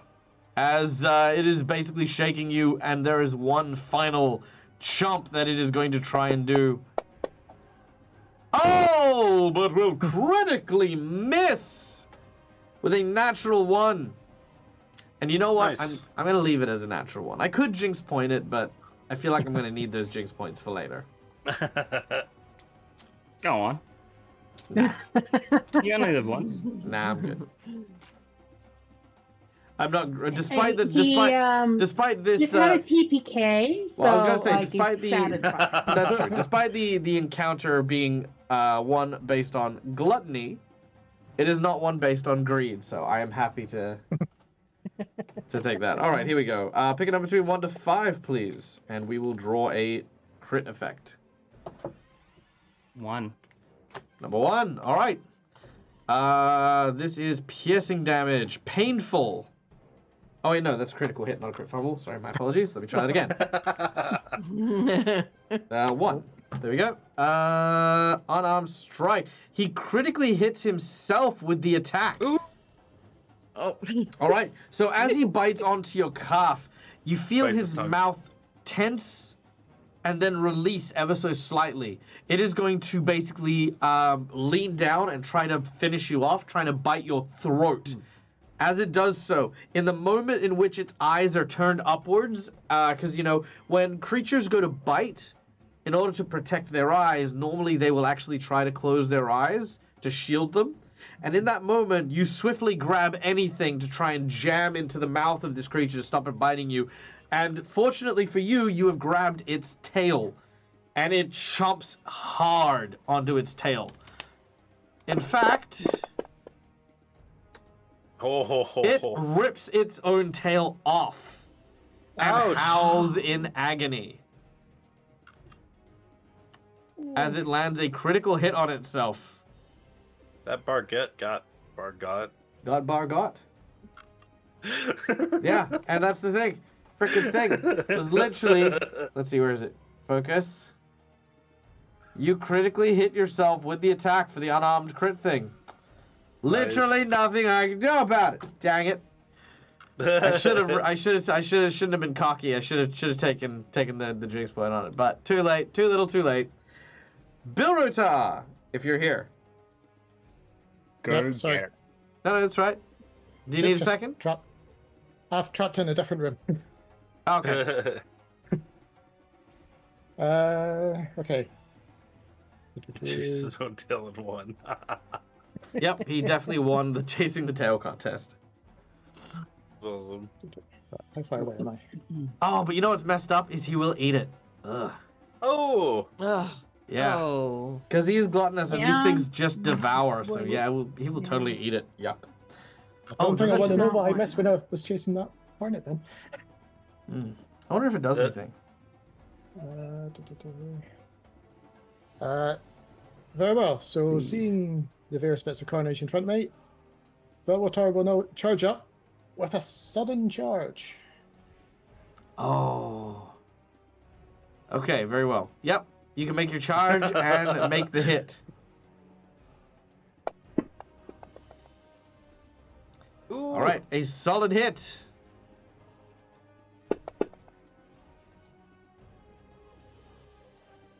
Three points of damage. He is still up. Yep. But because that sudden charge was a 2-action double move and punch, I get to follow up with a second kick to the side. But unfortunately miss. All right, that is a miss, unfortunate. Okay. And then we move to Elink. Well, this is a bit rubbish now. I was really hoping Bill Rotar was going to take care of that. But instead, we're going to that thing before, electric arc. Is there any problems with casting in combat? No, not Unless it has opportunity attacks. unless it has unless your spell is a manipulate action. I will. Really, that's the only one. Let's go. Find out if I can manage to click on the right thing. It does have the manipulate trait.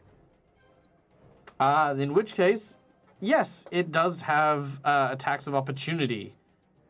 Okay, Which that's good to know. I did not know that. Well, That's kinda keeping in mind, you wouldn't know this. The only person who knew this would be Aleph.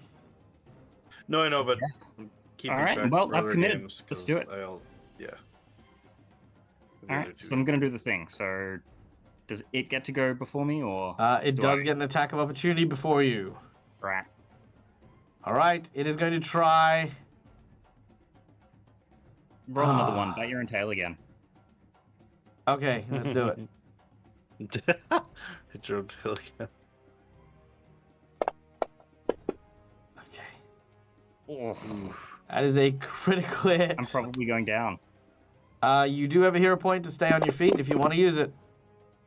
But that is 24 it. points of damage. You Let's gonna use use the it. hero point? All right. Yeah. Hero point absolutely. and avoid going down.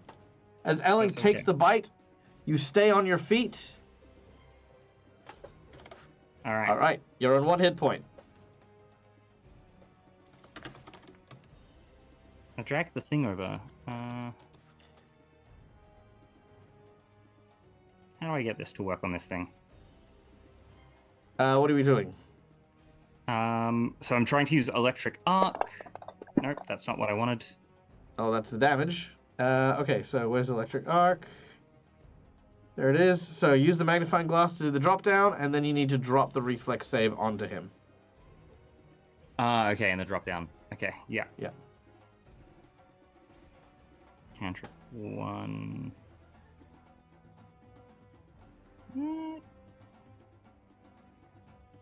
You got it?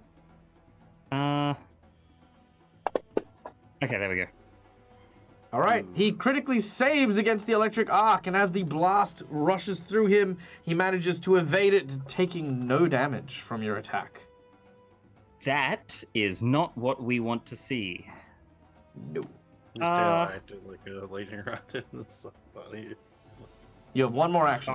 I'm going to aid Bill Rotar in his next action. You would need to be specific in terms of your aid action. So aid is like, okay. I will aid him with his attack. I will aid him doing this check. I will defend him. I would like to aid Bill Rotar in his next attack by it's like trying to gain the thing's attention. I mean, I think it's on me. On his anyway. toe. I want to Sure. like just move around a little bit, make it really watch me. All right, make a deception check, please. Okay. Puts it in the tooth. And I'll get another bone piece from its Okay. tooth. Let's have a little pain. Oh, natural 20. Whoa! All right, he Oh, is definitely very distracted. Bill Rata, you do have an advantage Good, on your next attack against them. good, good. Aelith, great. you're up Oh, next. You will also um, benefit Ael- from the distraction as well, oh, because it was a natural Okay. 20, so why not? Oh, all right. Well, Aelith is just going to attempt the same thing.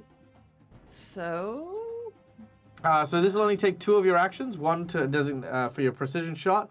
Sorry, two actions for your precision shot. So take that first hit. okay. Alrighty, here we go. Again, you pull back on your heavy bow. Oh, but this time it misses. All right. Let me just check to make sure that I'm doing that right. +5. Precision, so that's Hunter's Yeah, why Edge. did it do? I had it on the +10. Oh, I don't know why I did +5. 17 will... Let me just check. 17 will not hit, so it'll still miss. Okay.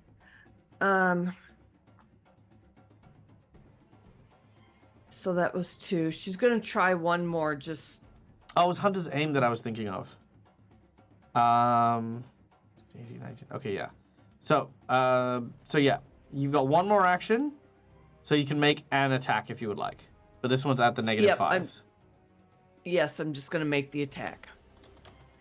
All right, let's see if this one hits. Oh, nice. Okay. That's awesome. So let's do. All right, so that I do it twice. You just drop the damage on it. It should double it itself. Mm-hmm. No, it'll double okay. it automatically. Yeah. Oh, okay. All right. Whoa! With a final decisive blow, thwam! The creature is killed, Whoa. and the battle is over. Aelith, you're a great shot. Don't let anyone ever tell you you're not. Thank you. I appreciate it. Yeah, well, Yeah. this is a That bug. was amazing. All right. There's sometimes goblins wear barghasts, although they're known to hunt alone. Again, Aelith is the one who has that information. Oh, sorry. No, it's okay. Because remember, you got I think 10 or 11 Yeah. on your. Yeah, it was rubbish. Sorry. No, it's fine. Yep. It's fine. See if Yeah, I can so- help out here. Yeah, she's used to having to hunt and dealing with stuff, so. Yeah, what was it eating? That was So, really I was cool, about to ask that exact same question. So, looking around, you actually see that this is the old remaining crime scene of the attack that had happened. The barghest hasn't seemed to have consumed anything, but it was trying to hunt down farmers or, like, local civilians nearby. The creature was a barghest. If a barghest eats enough, it will evolve into a greater barghest, and you feel like that may have been its goal. It was looking for easy prey to evolve. Could I get everyone to either roll me an investigation, first world lore, arcana, hunting, scouting lore, or survival, or perception? So I'll read those out again. Investigation, first world lore, arcana, hunting, scouting, survival, or perception. Everyone's doing really well.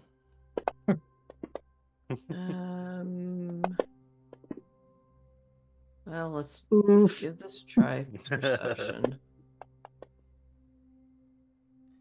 All right, cool. Here's the information you get.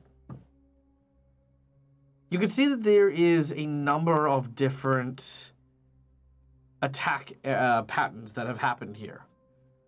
Whoever was attacked was surrounded on all sides. Claw marks indicate that there was no real, like, man-made weapons that were used to defend. It was a slaughter.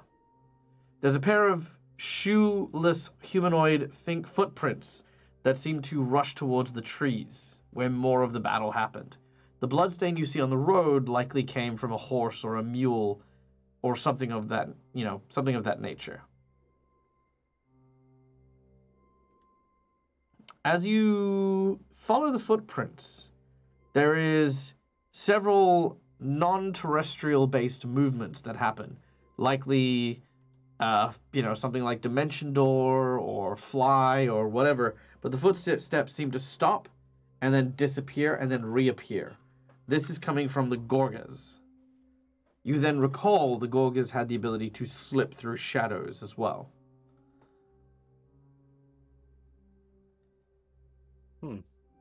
Now, last bit of information you find is that the footprints both appear and disappear into what looks to be a strangely verdant forest clearing, with the clearing's flowers seeming to bloom very out of season. The grass in that area stands tall, and the plant colors are weirdly drab and washed out. The magical residuals and unusual plant growth is the exact same as the one in Boland's hideout in that area of the woods. Real quickly, can by you like measuring sort of the sun or knowing where the sun's going to be, can we discern maybe what time of day that the attacks happen due to where the shadows would be or where the footprints would be disappearing? Did anyone make survival? No, you can make a survival check if you would. Anyone who would like to try and figure out. Yeah. I did survival. Oh, you did? Oh yeah, no. Bill Rattile will be able to tell you it was at twilight. All right. Oh, well, maybe this thing strikes at twilight. When the shadows are longest, basically. Well, that makes sense. All right. I guess we're probably going in there, hey? Can I... Are you guys good if I take the Barghest bones? Which bones? The Barghest. He's not a human. Oh, if you want. person. I mean... Sure. But So to yeah. So to clarify as well, sapient involves creatures that are able to express themselves and are aware of their own existence. All right, never mind then. But Arseni? Well, Yeah. It could What's up, talk. Does that mean that it counts? As That something is can? true. Never mind. Yeah, that is true. If it can talk, it doesn't count, Arseni. Okay. Don't. What happens if we just meet all like? Why What not? if we meet a talking board? It's like, I mean, we're gonna if everything all of a sudden starts talking, I'm gonna be screwed. Then you starve. And that's Starve, unfortunate. And I yes. will grieve for you. But Okay. we're not eating living things, sentient things' bones, okay? Thing is sentient. And now I have awakened characters. We now have awakened chickens, awakened wolves, and awakened. Oh, what a terrible shame! This whole Fine, world. I we just always take- know you'd never kept I the just- chicken in games. I then, because I can't take the bones, I take out an oil of unlife and I'll like kind of spread it on myself like an oil, and I'll use that. All right, you use one of your oils of unlife. God damn it! You're aware do you you are mind if you're aware you're fully healed, I right? read some words? Oh well, I thought I saw the damage from before. No, Thingo, they Okay. healed Never mind then. yeah, sure they healed you. That's fine. Okay. All right. I didn't I'm gonna know I was also- fully healed. Sorry. Okay, sorry, Lashara, you were saying? Yeah, I'm approaching Ellington, but do you mind if I take a few minutes to treat those wounds? You look a little banged up. What do you mean? Your like femoral artery is just injecting blood from your body like you're That's just a allergic to flesh it. wound. I'll be fine. I'll be. That's a flesh I wound. feel a little dizzy. I'm gonna sit down and have something to eat. Okay, while you do that, I'm gonna try to like wrap up some of these wounds. Yeah, Elling's fine. Just needs a protein bar. You know, like it's fine. So I'm gonna eat a protein bar or two with good berries. Yum yum yum. Okay. Okay. How are you feeling then? Are you okay? Uh, Or could you use a little bit extra? look, Hold on, have you wait, let tried me- one of these dwarven protein bars? Like, they are excellent. I'm feeling so much better already. Sorry, how much have you guys healed? I see. Elling used cornucopia twice. Yeah, for two berries. Okay, not a problem. And that's a focus point. Yep. And how much is your healing, Lashara? I'm going to do treat wounds. Yep. So do you I want to do it as a rolled that, DC yeah. 15 or DC 20?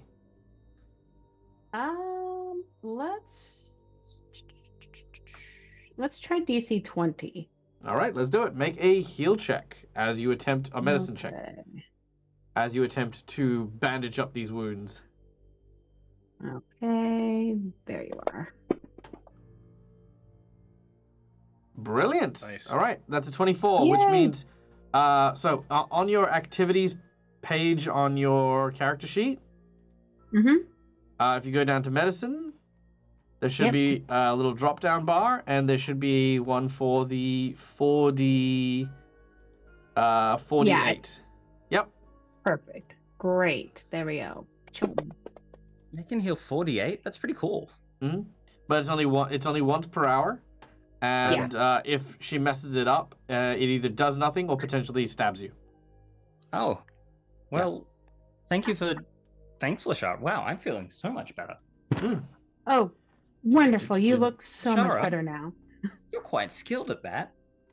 I'm amazed. Thank you.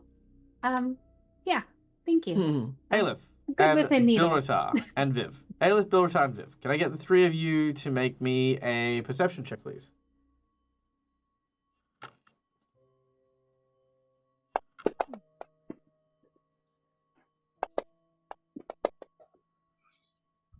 All right. Ooh. As the three of you are sort of scouting out the area in the clearing, you suddenly hear footsteps starting to move nearby. Starting to draw attention. Viv, you kind of find yourself sort of... You're kind of at the back of the group, where the fence was before the clearing. So you're kind of unseen by the others and by the whatever is approaching, but you do hear it in the distance, or off in the underbrush. Aelith and Bilratar, what do you do as you hear this approaching noise?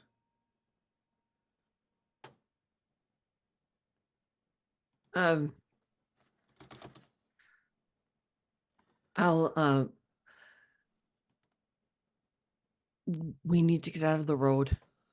You're in a clearing off the away from the road. Oh, we're in the clearing. Oh, okay. Yeah. I'm hearing movement, and I'm going to I'll have my bow just kind of ready for action. All right. Yeah. Bill would almost be in we're sort of at the edge, I'm guessing. Yeah, you're We're in just the kind of middle. at the edge. Bill will try to stay close to the underbrush and just get ready to pounce if he sees an obvious threat. All right. Just in case it's something friendly. Never know. From the tree line, you see a figure moving under the shadows of the canopy. It moves closer and closer. And as it does, we will come back next week and find out what lurks from underneath the trees. What comes for our friends and family? Is it death? Maybe. Who'll know? We'll find out next time. Is it life? Also, maybe. And also, yes, maybe. Guys, thank you so much for joining us today. We hope that you had a marvelous time. I know I did. Thank you to my wonderful players. Thank you to, of course, my lovely sponsors, Hero Forge for the wonderful artwork, Sirenscape for the beautiful sounds, Fantasy Grounds for our VTT, and, of course, our lovely donators for today's chat. Thank you so much to Brune Brassax, as well as our dear friend Christina, for their kind donations, as well as our raiders from Polished Cryptid and Natural 30s. Any of you who are still around, mwah, love your faces. You guys are amazing.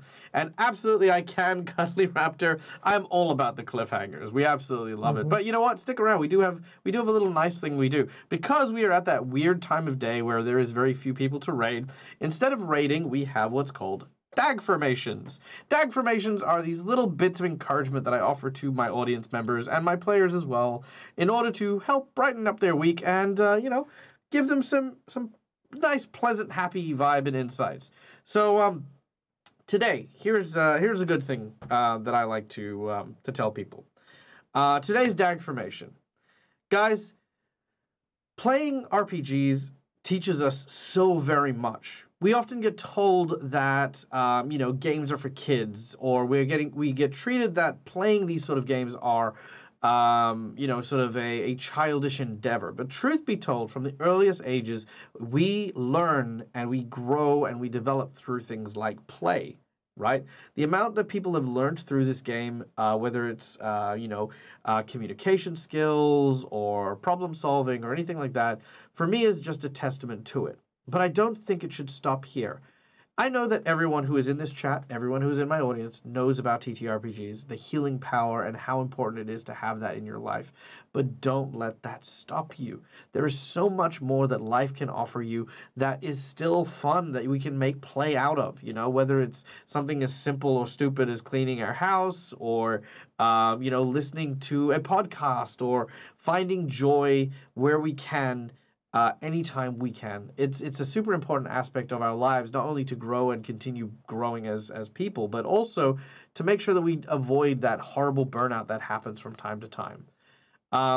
One technique that I tell people to try and do is, if you can, every day, schedule, literally write it down, put it in your phone, tell Siri to keep a lock on it, find 1 hour every day to switch off. To do nothing but what brings you joy for 1 hour each day. Now, for some people, that might be exercise. Might be going for a lovely walk and seeing what the weather's like outside. Might be going to your favorite cafe and picking up a hot chocolate. It might be listening to a podcast or watching TV. It might simply be going and having a nap. And if you have a nap, I highly recommend 20-minute nap. Don't go longer, otherwise you're going to ruin your REM. But nonetheless, make sure, because when you schedule and actually make that schedule, you feel less guilty about it, because you yourself have entitled yourself to that time. So do that as well. Make those moments yours. Make those moments guilt-free and have them, because you deserve it. You're worthy of it, and you deserve to enjoy that moment in your lives. So yeah, there you go. DAG formations. We're here a number of times per week. I do things almost every day. I feel like it's going to be every day at some point, but I do things almost every day. Our next game is in 7 hours. Come back if you would like to see all the shenanigans at Curse of the Crimson Throne as our heroes delve into meeting Marcus's brand new character, a Hell Knight who is on a quest of the divine nature, while our heroes are trying to prove themselves to a tribe of warriors and depose an evil queen possessed by a mad dragon. I wish that that was thinking you were just going to say, and they're in the belly of the beast. Oh yeah, that's right. They got eaten by a giant worm. I forgot about that. Okay, come back in 7 hours for my second TPK of the week. Jesus. You know what? I want to go. I know I wanted to leave on a good note, but you know what? It has been a hard week with deaths, with so many. Like every single game this week has had someone getting their asses kicked. But I want to say this: I am not a harsh GM. I am not a strict GM. I am a rule of cool GM. Okay, I just roll so freaking well when it comes to beating up my players, and I can't do anything about it because we use digital dice. Anyway, I'm trying not to kill my players. I'm trying very hard. I mean, I even came up... Well, I mean, like, even the bit with Arsini. I came up with a whole freaking Days of Future Past moment so that I didn't have to kill him, okay? I thought that was really cool, okay? And the way you did it didn't even consume his hero point. Whoa. Yeah, he didn't even have to use the hero point for it. I just did sweet. it. Yeah. So I still have that. Cool, That's why you still have it. Yeah, I didn't do it. Yeah, that's true. There you go.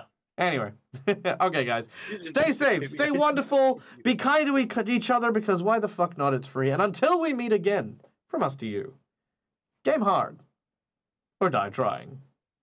Goodbye, folks. Bye. Bye, everybody.